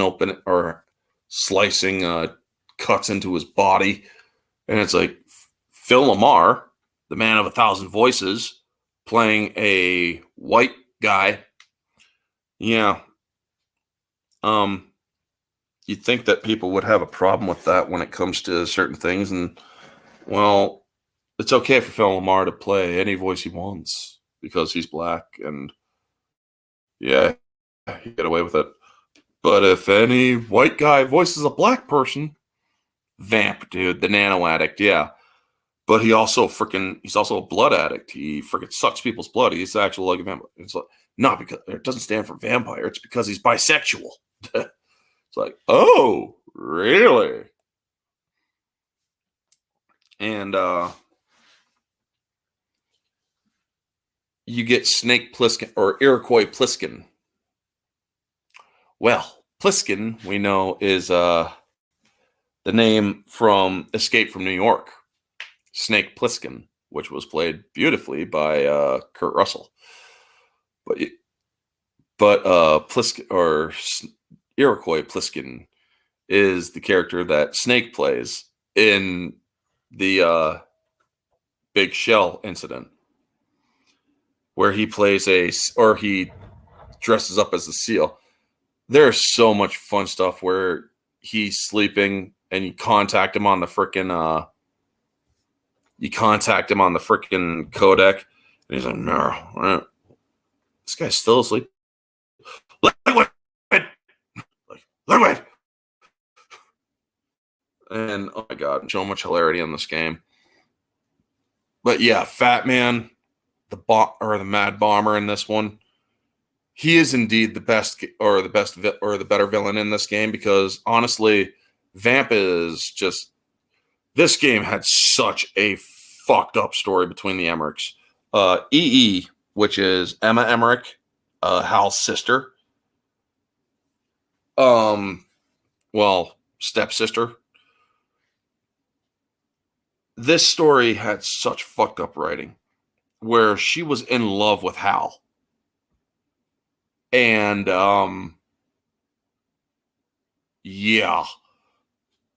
his stepmother also seduced Hal. While she was drowning in a pool, he was having sex with her mom. And she's just freaking infatuated with Hal. The story for, yes, EE dying is incredibly sad, yes. But she still wants freaking Hal to look at her like a woman and to acknowledge that she loves him and whatnot. And it's like, oh my god, dude. Plus that bird is insanely annoying, but also sad too. Yes, when she does die, it is incredibly sad. But holy crap, dude. That small bit of story where she's in love with Hal, they could have easily did away with that. That's like, no, man, that's just way too taboo kind of fucked up shit. And the way that Raiden is basically played like Snake was, I mean, I love the gameplay and graphics in this game, but Metal Gear Solid 2 story does have some stuff in it that it's like, I don't need to know this shit. Holy Christ, man. And, Olga being the ninja and freaking Raiden running around bare ass naked. It's like, are you serious right now? Plus the Colonel being an AI called GW, George Washington, it just really gets weird. Arsenal gear, but I do like the Harrier jet fight with where Raiden has to take down the Harrier too. I mean, that was pretty cool. Also, you get pissed on or you can't avoid getting pissed on by that guard. And if you call the sniper scenario is one of the coolest parts too. Yes, there's several there's the sniper scenario with or down at the oil slick. There's so many cool little secrets there too. And when you're searching for Ames, who has the pacemaker, if you use the directional microphone and go over to the left, you get the voice of Johnny from the first game, who lost his outfit and had diarrhea. Well, he's back on the toilet again and saying this is a lot better than Alaska. So you now know who it is. And he's out of toilet paper. He's like, oh, no paper. But then he's also down at the oil slick later on. And freaking Emma starts talking with him. If you have the directional microphone. And he's like, or he ends up running off and she's like, hey, what's your name? Johnny. It's like, oh my God, dude. Raiden becoming a thunder god without arms at the end of the MS or MGS4. Yeah. Now, when Emma gets stabbed by frickin'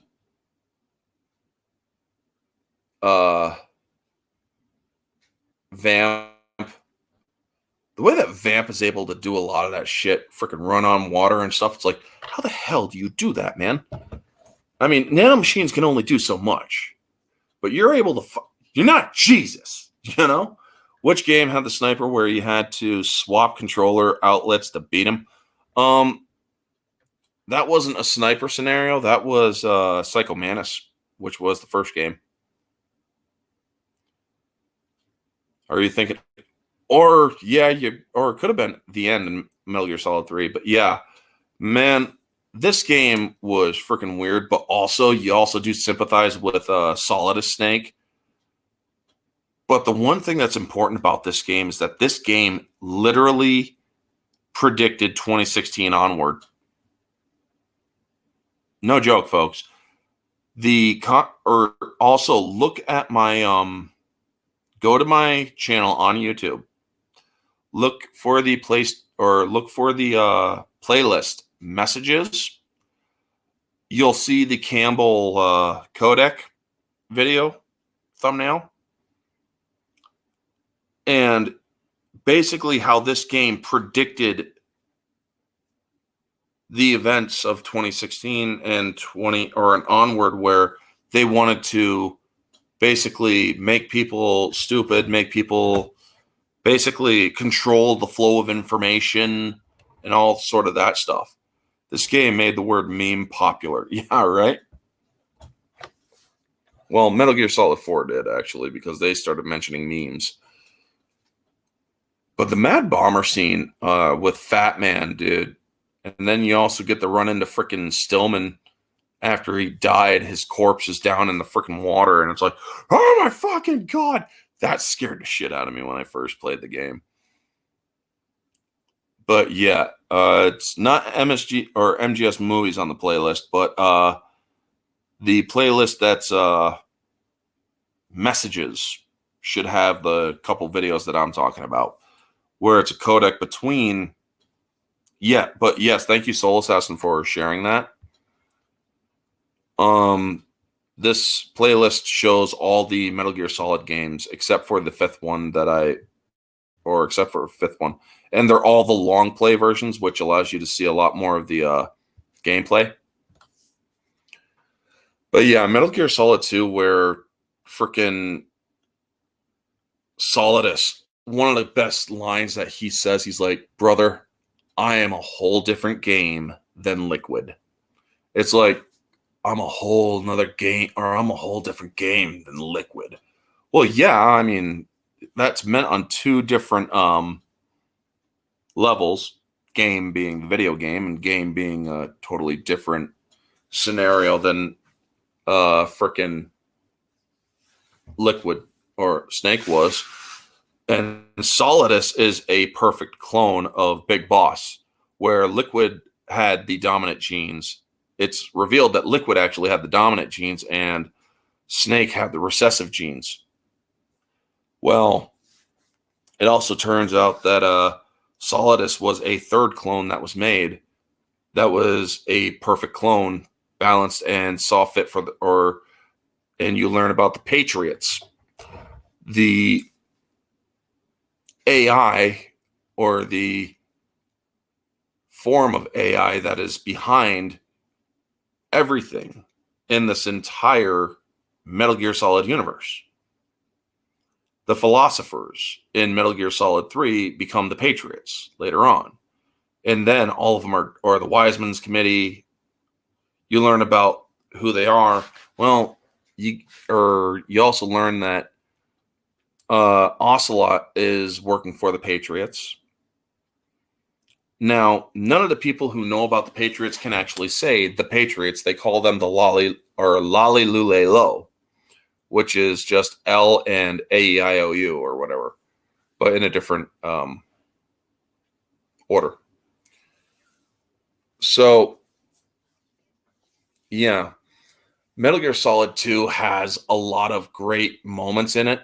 However, the writing does kind of take a what the fuck direction in certain areas. However, it still does have great things where you got to fight like a legion of freaking Metal Gear Rays, dude. Metal Gear Ray, the original Metal Gear Ray in the game, you got the freaking AI versions of Metal Gear Ray, and I absolutely love how freaking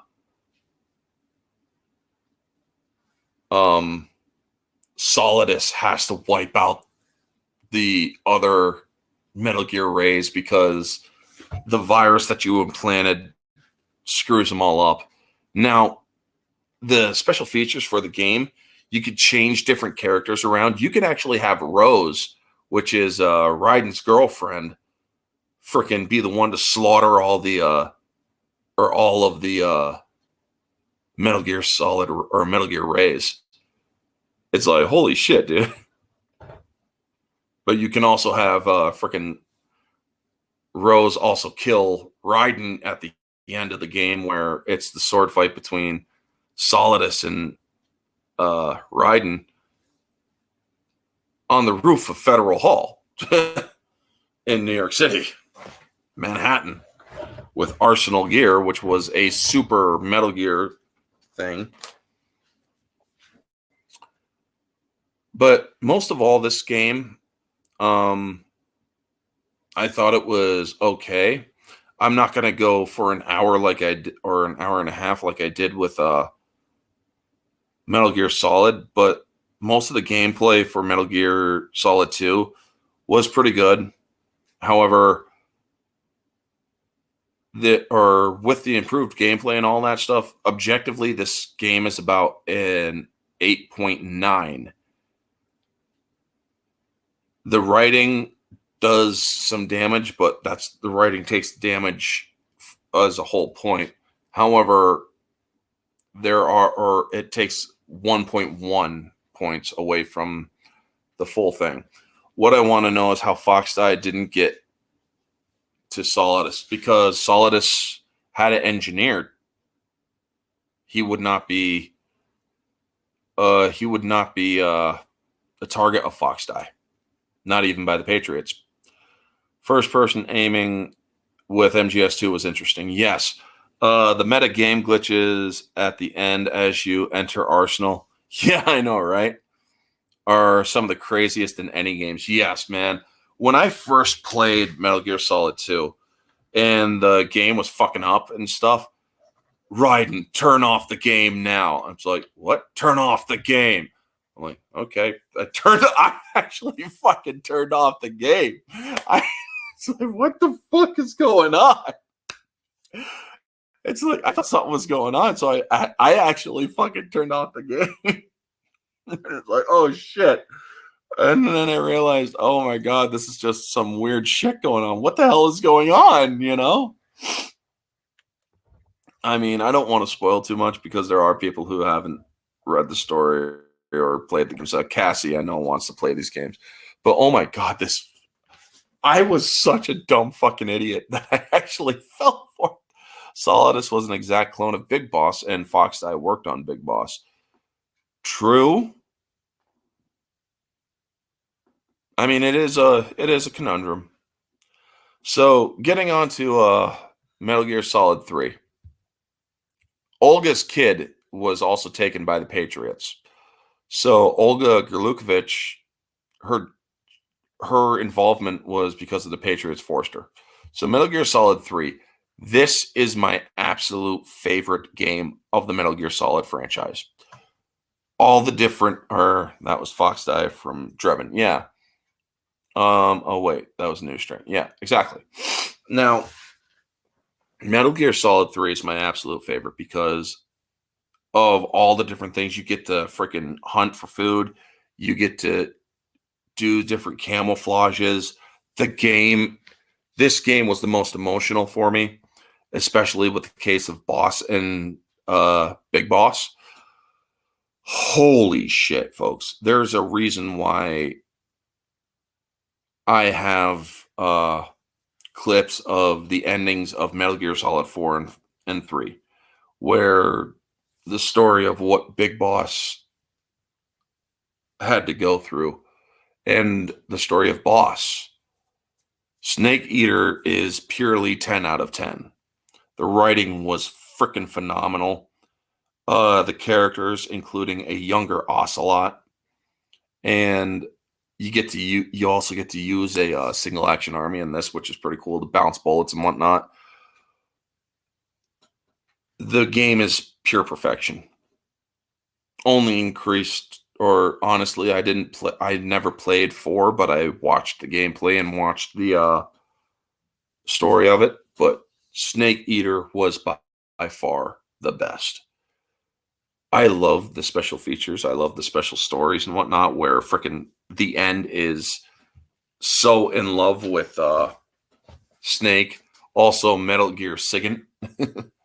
Sigint, and there's also Paramedic, who is the person you call in this game to save uh, your progress. Well, it turns out that Paramedic's last name is Clark. Metal Gear Solid 1, Dr. Clark worked on Frank Yeager, Gray Fox. Turns out the paramedic was the one that worked on Gray Fox and turned him into that cyborg ninja. Yeah.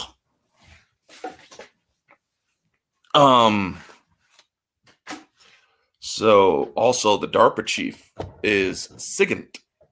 So yeah.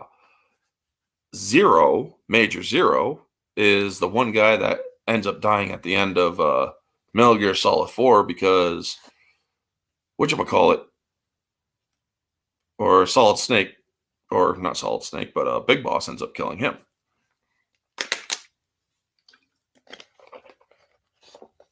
Now, folks, when I say that this game is by far the most emotional, it is by far the most emotional. You got to go rescue a Russian defector.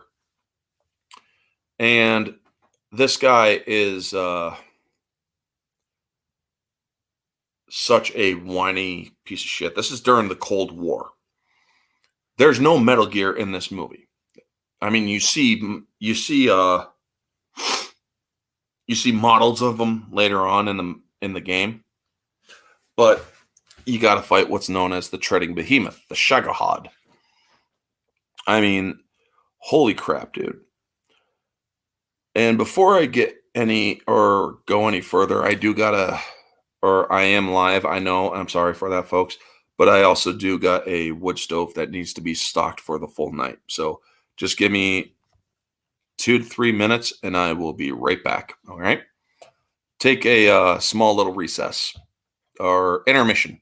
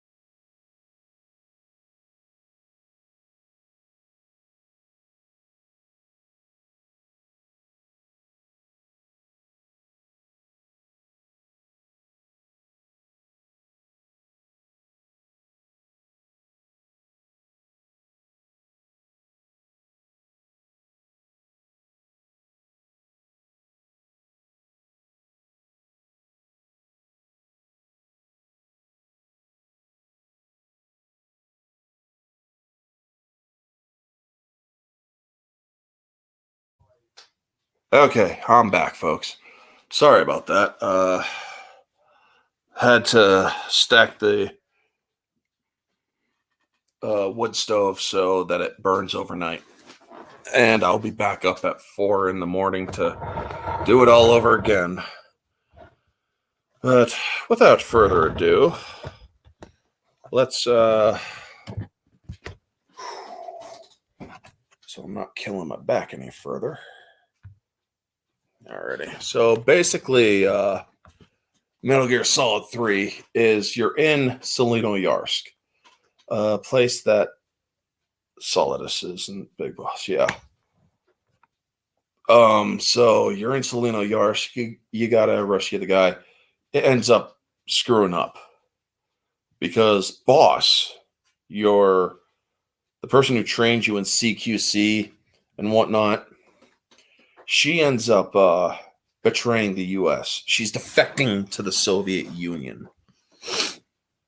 And this game is so freaking brutal with what happens to Snake, or Naked Snake, in this game, where it's like she breaks your arm. She literally has your arm inverted and breaks your arm and then throws you off a freaking rope bridge. The bosses in this game are so freaking badass.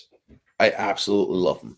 The pain, the fear, the end, the fury, the joy, which is, or the sorrow. Oh my god, they are just freaking badass characters, each one in their own right, really. And the sorrow is my favorite one because if you kill a bunch of different people in this game, they end up making it very much harder for you to get through the battle with the sorrow. The sorrow basically brings all the dead against you. And there are some very creative ways that you can kill people in this game. The different birds, or there is a bird that you can kill. The Ends bird. However, you can also keep it, or as a parrot and whatnot. I mean, this game is so freaking fun. And when you're going through and you end up seeing a nuclear bomb go off, there's the special features where Snake is playing against the boss, where they're basically doing paper, rock, scissors, and she's always beating him. So then he gets up and he goes like this. He's like, huh! And it goes into a mind game where it beats her in every single thing. And she's like, well, that's a dirty trick. So she takes her freaking helicopter down and points the fucking nuke at him. And she's like, come on out, Jack. And he's like, boss, you've lost it. This is the end. And she shoots it and he's like, ah! It's just fucking hilarious stuff. But getting back into it, you see the phone call between Kennedy's successor. Can't remember which president it was. God, it's been a while. But he's talking with Khrushchev. And Khrushchev is basically saying that you guys are going to have to prove that you had nothing to do with the situation. You're going to have to send your own agents to kill the boss, the one who defected. Well, Snake, who's been recovering for about a week and a half, I think, yeah, Johnson. It was Johnson. And he's he basically gets sent in, and it's like, you guys screw this up, you're fucked. It's an Earth war. So you can't screw this up. Well, one of the things I really do like about this game is you could field strip, or the boss is great at field stripping weapons. And if you try to turn a weapon on her when she gets too close to you, she can literally tear that gun to pieces, which she does in the next scene when you see her with a horse and whatnot. And she tells him, he's like, "Why did you defect?" And she's like, "I didn't, or I am loyal to the end." And she keeps it ambiguous. He doesn't know what that means. So you also have to tangle with the Ocelot unit, which is led by Commander Ocelot, who is a younger Revolver Ocelot. It was actually Jack or Snake who actually got him into revolvers. I love how that happens too. I mean, it's like he is so freaking showing off and vain and whatnot. He's basically teaches Revolver Ocelot in this game. I really do like that. Plus, you get Eva.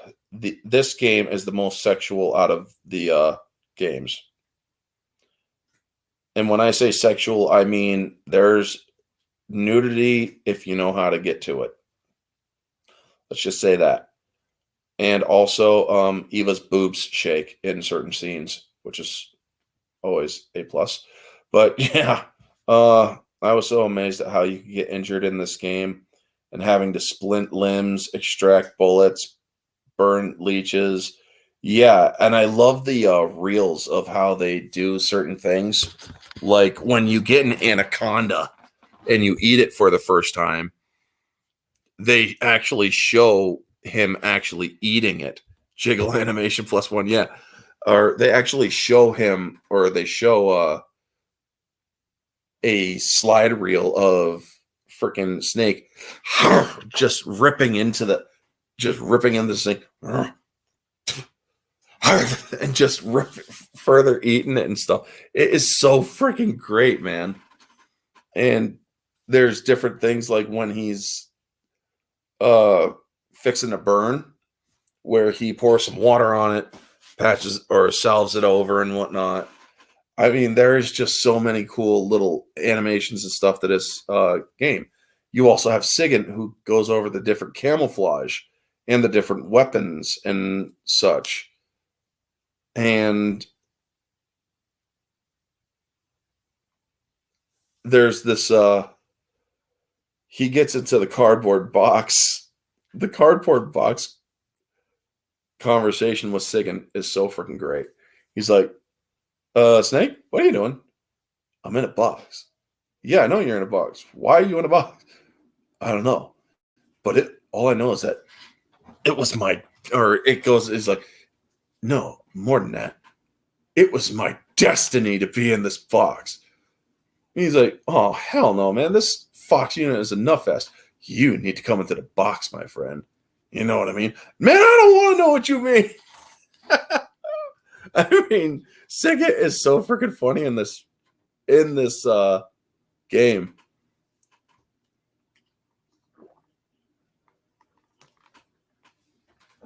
Also, there's if you save the game enough, you get paramedic talks about old movies like the original Godzilla. And there's also, she talks about the old classic Dracula. Well, this immediately will turn off Snake. He's like, I don't want to talk about it. Or he does, or also the bats too. You learn that Snake is afraid of vampires and bats and whatnot. And this will come to play later on in the game, believe me. Saw him get into a box and started thinking of Alice in Chains' song, Man in a Box. Yeah, I know, right? Now, believe it or not, Solid Snake is in so many different games that belong to Konami. He's actually in a Yu-Gi-Oh! GX game. Or not a GX, but Yu-Gi-Oh! 7 Trials of Glory. If you go to the Shadow Realm area in that game, if you unlock the Shadow Realm, you see this guy in a box, and he's like, I can't tell you who I am, and yada yada, but I've been sent here on an undercover mission. Yes, we're still on 3, Vanja. But yeah, the fights against or the different things you can do, like taking out the helicopter so you don't have to contend with it later on, or taking out the food place or the food rations so all the people are, or so all the enemies are hungry and complaining and also less attentive.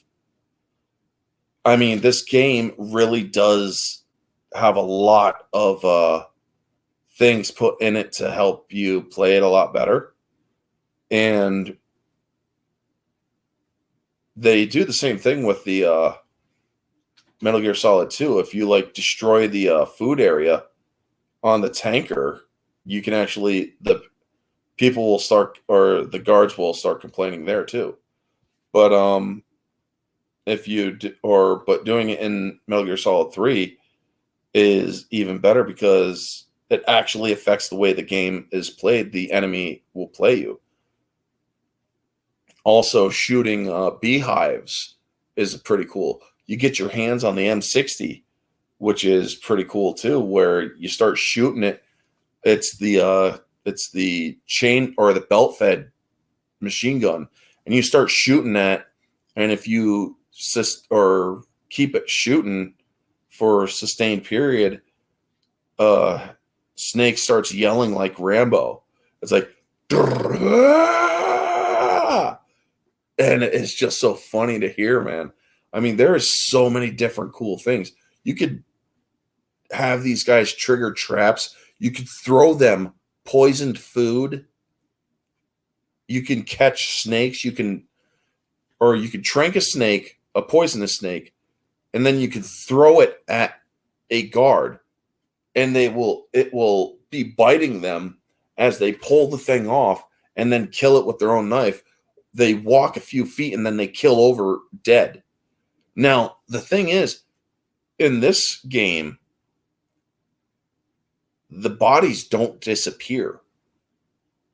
The bodies are, if you leave a body out and one of the other guards find it, they will be sending in another unit to check it out. That is another thing I really liked about this game. But the story about this game really freaking hits home with the whole reveal that Eva gives you later on. But Eva also being a Chinese spy is another huge reveal because she looks purely American. She's always flashing her tits at you. But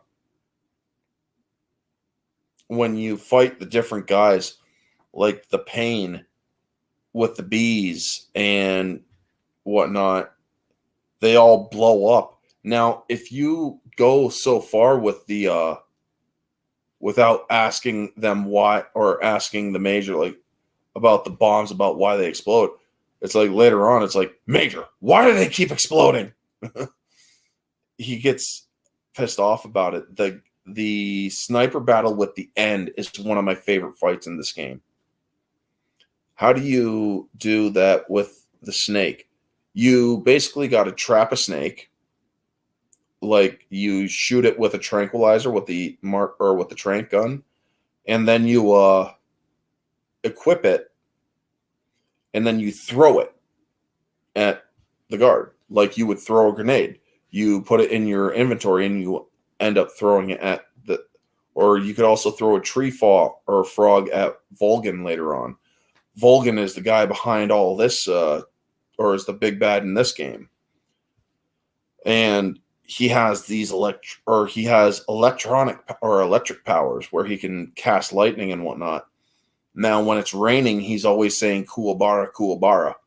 Now, I'm like, why does he keep on saying that? When I first played this game, it's like, Kuwabara, the dude from Yu Yu Hakusho? But I do like how he plays, or the reason why I learned about this later on is because he draws lightning, or because he can draw, or because of when it starts raining and whatnot, he always says Kuwabara, Kuwabara. That's basically a way of warding off a storm or the storm before it gets too close to him, you know? Tits equals American, right? Now, fighting Vulcan, make sure you have a couple tree frogs around because it will scare the hell out of him, making him easier to fight and beat. Also, you have a mask that makes you look like Raiden, which is pretty cool, which you could use that to fight against Vulcan. He'll actually stop for a moment. He's like, Ivan, is that you? Now, Vulcan sexually abuses certain members of his team, like this Major Raidenovich Rykov, Ivan Raidenovich Rykov. He's definitely sexually abusing that guy, as well as sexually abusing Eva's character. But yeah, the torture sequence in this game is also freaking insane. When you get tortured in this game, it's like, holy crap, dude. Thankfully, you don't have to push any buttons to keep alive. It's pure cinematic. But holy crap, when he freaking starts torturing, shocking the shit out of you, he pours a bucket of water on you, and then he just starts blasting you with electricity. And then Ocelot gets in there, and Eva is in there, but she's disguised, as well as the boss. She's also in there. And Ocelot likes to do this little thing where he's juggling revolvers to try to shoot at you and whatnot. Well, one gun is loaded, and Snake pushes Ocelot or shoves Eva out of the way, but the gun goes like this and ends up firing, and the bullet goes or whizzes by in the PS2 game that I played. The bullet whizzes by his head, but it's the pressure from the shot that ruptures his eyeball. And it's like, oh, fuck, dude. I mean, they show the gore in this game. And so when he loses his eye and then he gets or the boss gives him a revolver. And also, if you look at certain points where they say press R1, you see this guy that's holding up these different things, which it's the Sorrow. So he's around too, and he's helping you with different things and whatnot. And then you find Johnny in the cell, or Johnny's your guard. Now, if you save the game, turn it off, turn it back on while you're in the cell, you play a different game when you get this game started. And you become this beast where you're slicing up all these people. And then you wake up from that, and you see Snake freak out. Now, if you call paramedic, he describes the dream. And he's like, oh, or I had this terrible dream. It just felt so real. And then she goes and she talks about Dracula again. And he's like, oh my God, it's just so funny. But also, or frickin' Sigint talking about the dreams too. About how there's this big old robot that's made of shit, and everything it shoots turns into shit. And it's like, what the fuck? How you can also, earlier in the game, you can disguise yourself as a scientist, and you talk to this guy or to this other colonel guy. That's where you see the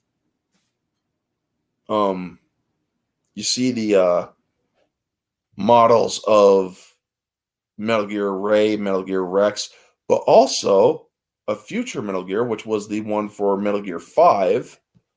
Ugh. It's like, ugh, yuck. I hate Metal Gear Solid 5. I mean, I love the visuals and stuff, but no. So, God, what was that guy's name? The drunken idiot that freaking betrays Vulcan. It's like, oh my God, dude. But yeah, this game just works so well. How you can go or trick dogs, how you can trap or how you could trick guards into walking into electric fences and all sorts of different things. It's just so freaking great. If you or the leeches that you gotta cut off of you or burn off of you, getting the crocodile cap or the gar cap, which is pretty fun too. I mean, this game is just so freaking great. But when they get to the end where you got to fight the boss, it is one of the most. It is one of the most emotional things. Now, there's also a small task in this game where in every segmented area of the maps, all of the maps have segmented areas. You got to go into each of these segmented areas. There is a rubber frog that you got to shoot, and you got to shoot them all. And if you shoot them all, at the end of the game, you get a new camouflage, and you also get what's known as an easy gun, which is an infinite ammo trank gun. That's also or infinite silencer as well. Now, there's also different camouflages in this game that I really like, where you can have infinite silencers because the suppressors will actually degrade over time. And if you can get the M4 suppressor, you can also eat the Russian glow cap mushrooms to replenish your batteries. And this game is just stupidly interactive in this game, I'm telling you. And they also have C3 instead of C4, which I absolutely love in this one, where they have so many blooper reels in this game. And in one of the cutscenes, when you're in the cave with Eva after you escaped from the Sorrow and everybody else and whatnot, if you have there's a transmitter that was put in your back by Ocelot. Now, there's a scene where she pulls out the transmitter and it almost sounds like you're having sex, but instead it's also you see in the shadows they're doing all sorts of wrestling techniques where she's pulling your leg up and whatnot, and different it's so freaking hilarious. And then she pulls it out, it's like, got it, it's a transmitter. And it is just so hilarious. So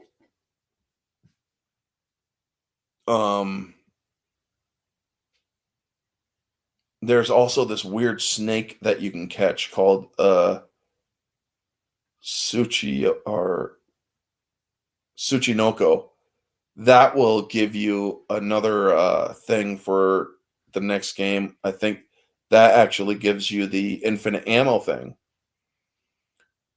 But back to the story of this game, the story is a 10 out of 10 because of how brilliantly it is written and how emotional it gets you.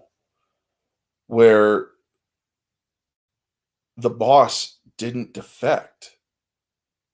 Her mission was to fake a defection because she was supposed to get her hands on what's known as the Philosopher's Legacy. And she could have gotten it if Vulcan hadn't used a remote controlled mini nuke like he uses it in the beginning of the game. And he's like, it won't be me who pulled the trigger. It will be our American defector. He basically fucks her over in a way by doing that. And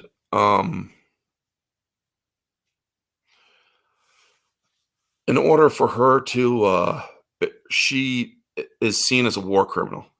She's seen as a despicable traitor. However, her mission was to ensure that Snake's mission was a success. She had to basically die by Snake's hand. Now, if any of you are into anime, there is a show, the Naruto show called Shippuden, which basically has the same story between Sasuke and Itachi, Uchiha. It is literally the same kind of thing between the boss and Snake, or the boss and Big Boss, where he had to betray everything he stood for. And it was such a secret that if anybody figured it out, it would mean their death. And Sasuke would eventually have to kill him, his brother. Well, it's the same thing in this game. The boss has to betray everybody or everything she stood for. Her unit, the Cobra unit. You also learn through different interactions in this game and different codec or radio calls that you learn that the boss is Ocelot's mother, and that she gave birth to Ocelot on the battlefield. It's like, holy shit, dude. And the Sorrow was the father, and she had to kill the Sorrow later on in life. A psychic medium who has never really stayed dead.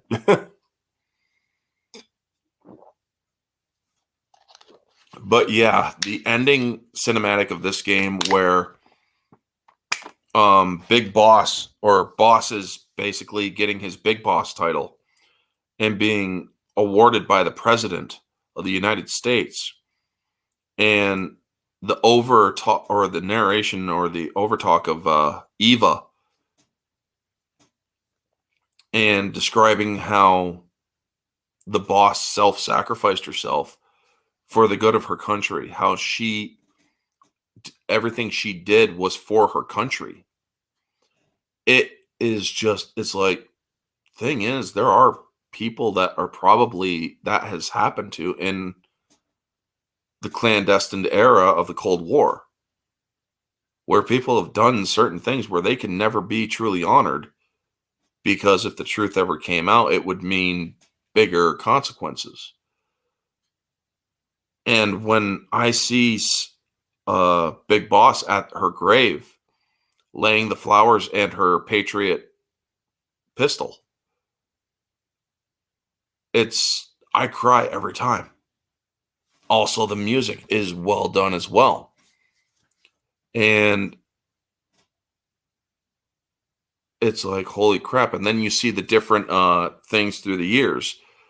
The branch of the philosophers in the United States changes themselves. The Patriots, Sigint or Eva disappears in Hanoi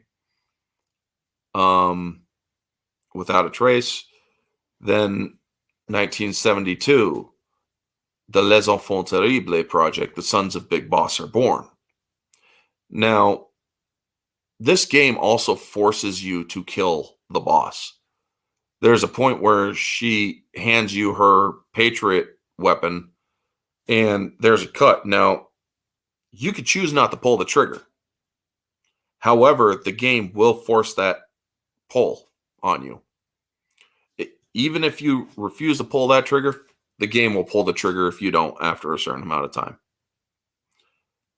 Me, I pulled the trigger once, and I wanted to see what would happen if I didn't. So then it's like, okay, I won't. And it ends up the game pulls the trigger for me. It's like, wait, what the fuck? I mean, there's just so much going on with this game. there's a reason why it's my favorite. The fury, fighting the fury, the end, the pain, the sorrow, all of them, the fear. It is just so freaking, it's like, holy crap, man. This game is a pure 10 out of 10. Getting on to Metal Gear 5, because I know it's been 2.5 hours, folks, and it's gone on for a while. So Metal Gear Solid 4 now. Let me change the banner over. Now, Metal Gear Solid 4 is basically a direct continuation to Metal Gear Solid 2, except that it's many more years later, and war has become an essential economy to the world's economic forum. It's essentially the Patriots are in full rule, and they're keeping everything going through the AIs. And Snake is now Old Snake, and you meet a whole new group of Foxhound wannabes. Holy crap, this game is also more interactive. Now, a lot of people say that this game is not as good as the others, and I like the story, especially when you run into Meryl and Akiba, who's also known as Dave, or not Dave, but Johnny. And Johnny ends up shitting himself and whatnot. And it ends up being the same guy who Meryl took the clothes from on Shadow Moses. And then they end up getting married at the end of the game. I'm like, where does this love come from? You know? But also, Naomi is still alive, but she's dying. She ends up getting in a relationship with Hal Emmerich. And Olga's daughter is alive. Her name is Sunny. She plays she plays a small bit part in a Metal Gear Raiden game, Rising. She's like a freaking 12-year-old genius, but in this game, she's like 6 years old or some shit. And it's like, holy crap, dude. But this game is also more emotional as well. Vamp is back. You return to Shadow Moses. The return to Shadow Moses, what happens in the box stays in the box. Yeah, exactly, right? I mean, the return to Shadow Moses is one of the cooler parts of this game, where you get to where you get to get into the tank of Metal Gear or Metal Gear Rex, and then you get to wreck Ray or Metal Gear Ray's shit, man. Also, Rose from the second game is in this one, as well as Raiden. And you see this little shit running around in the background when you're talking with Roy Campbell. And Rose and Roy are married, and it's like, what the fuck is going on here? But that's also a false cover. Or going through the microwaves with Snake, where he is literally crawling through radiational microwaves. It's like, how the fuck does anybody survive that shit, you know? The fight between Liquid Ocelot and Snake is a fight of generations. And it's like, holy crap, man. Where they're beating the hell out of each other. It's like Solid Snake versus Liquid Snake. Solid Snake versus freaking Solid Snake versus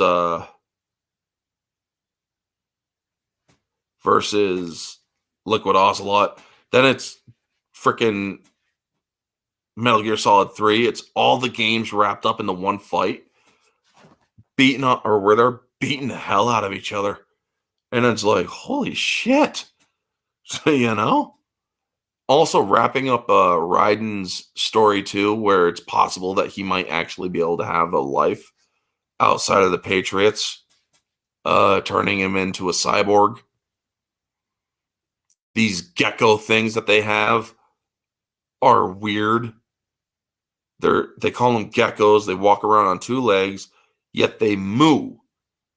And they also spit green, or they also like spat out green blood and shit. It's like, what the fuck? Those things are weird. I mean, fighting the different women who have different emotions in the battle, kind of like what happened to the different emotions for Metal Gear Solid 3.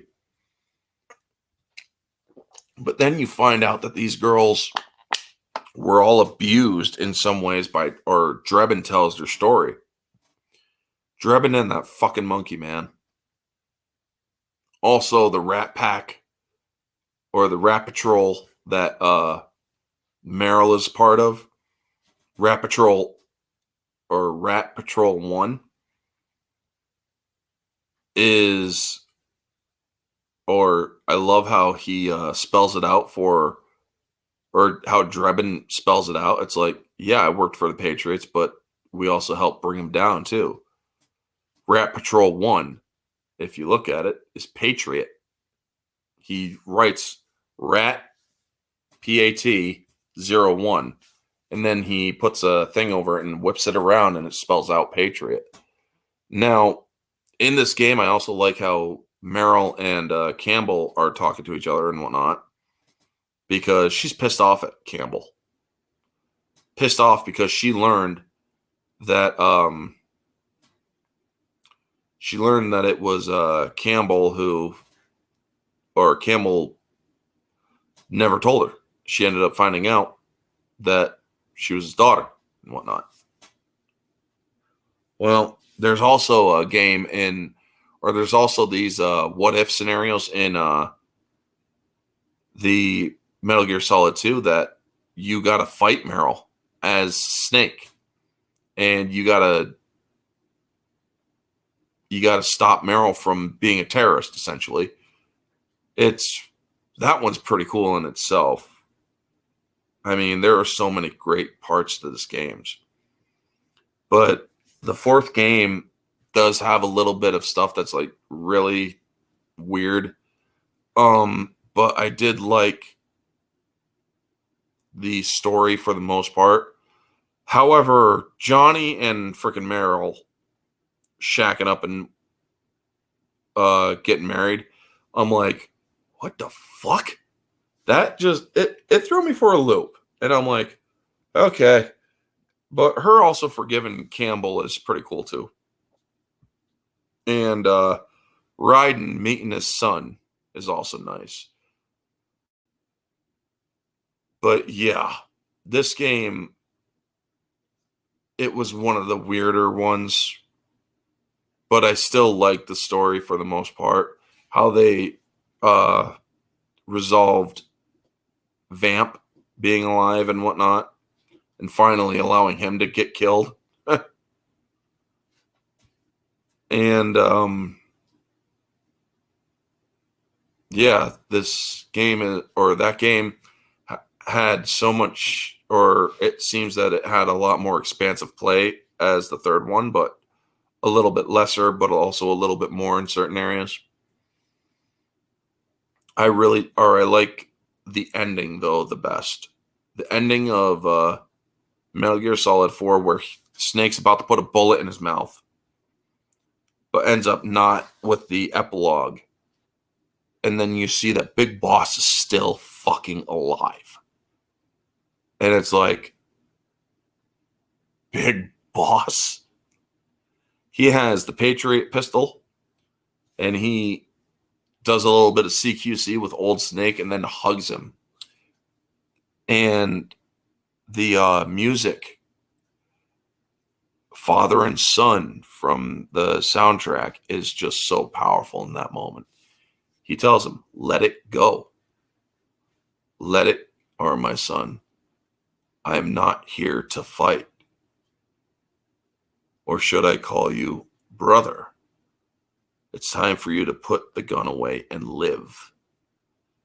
He then explains what happened with his fallout with Zero, Sigint, paramedic, how all of them were a part of Metal Gear Solid 1. And it's like, holy shit, dude, really? Main title screen being the end scene of the game is pretty bold, even with the gunshot. Yeah. And how this is a person that Snake has fought, hated, tried to kill several times. And yet he could still find the kindness to let him, or to give him, help him in certain ways, so that he could do his final salute to the boss. But also, as he's dying, Snake also lights a cigar and gives it over to him. And I'm like, oh my God, dude, I am crying my ass off watching this, you know? And I absolutely, it's like that body that Liquid burned on the Volta wasn't mine. It was the body of a clone. And I'm like, whatever did happen to Solidus, you know? Well, it turns out that mass of skeletal remains was Solidus. And it's like, oh shit. Eva being alive and also being the one to be used to carry Liquid and Solid was an interesting twist. That was something, it's like, holy crap, dude. I mean, it makes sense. I mean, it kind of is an interesting take. But yeah, there were points in this story that really worked. And I would actually put a lot of people say that Metal Gear Solid story retconned this and did that and whatnot. But honestly, from me looking at it, I would put it around an 8.5, 8 to a 9. I like the story of Metal Gear Solid 4, especially the ending when everybody dies, when he finally kills Zero, and then he dies himself, Big Boss that is. But also Snake decides to live. They foreshadow that on the Volta. The eye is the wrong one missing from Big Boss. Yeah. And I'm like, holy crap, man. And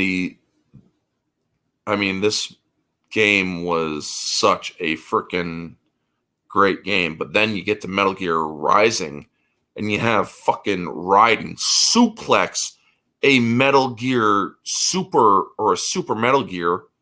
He freaking just picks the damn thing up and suplexes it. I'm like, no. Skipping that.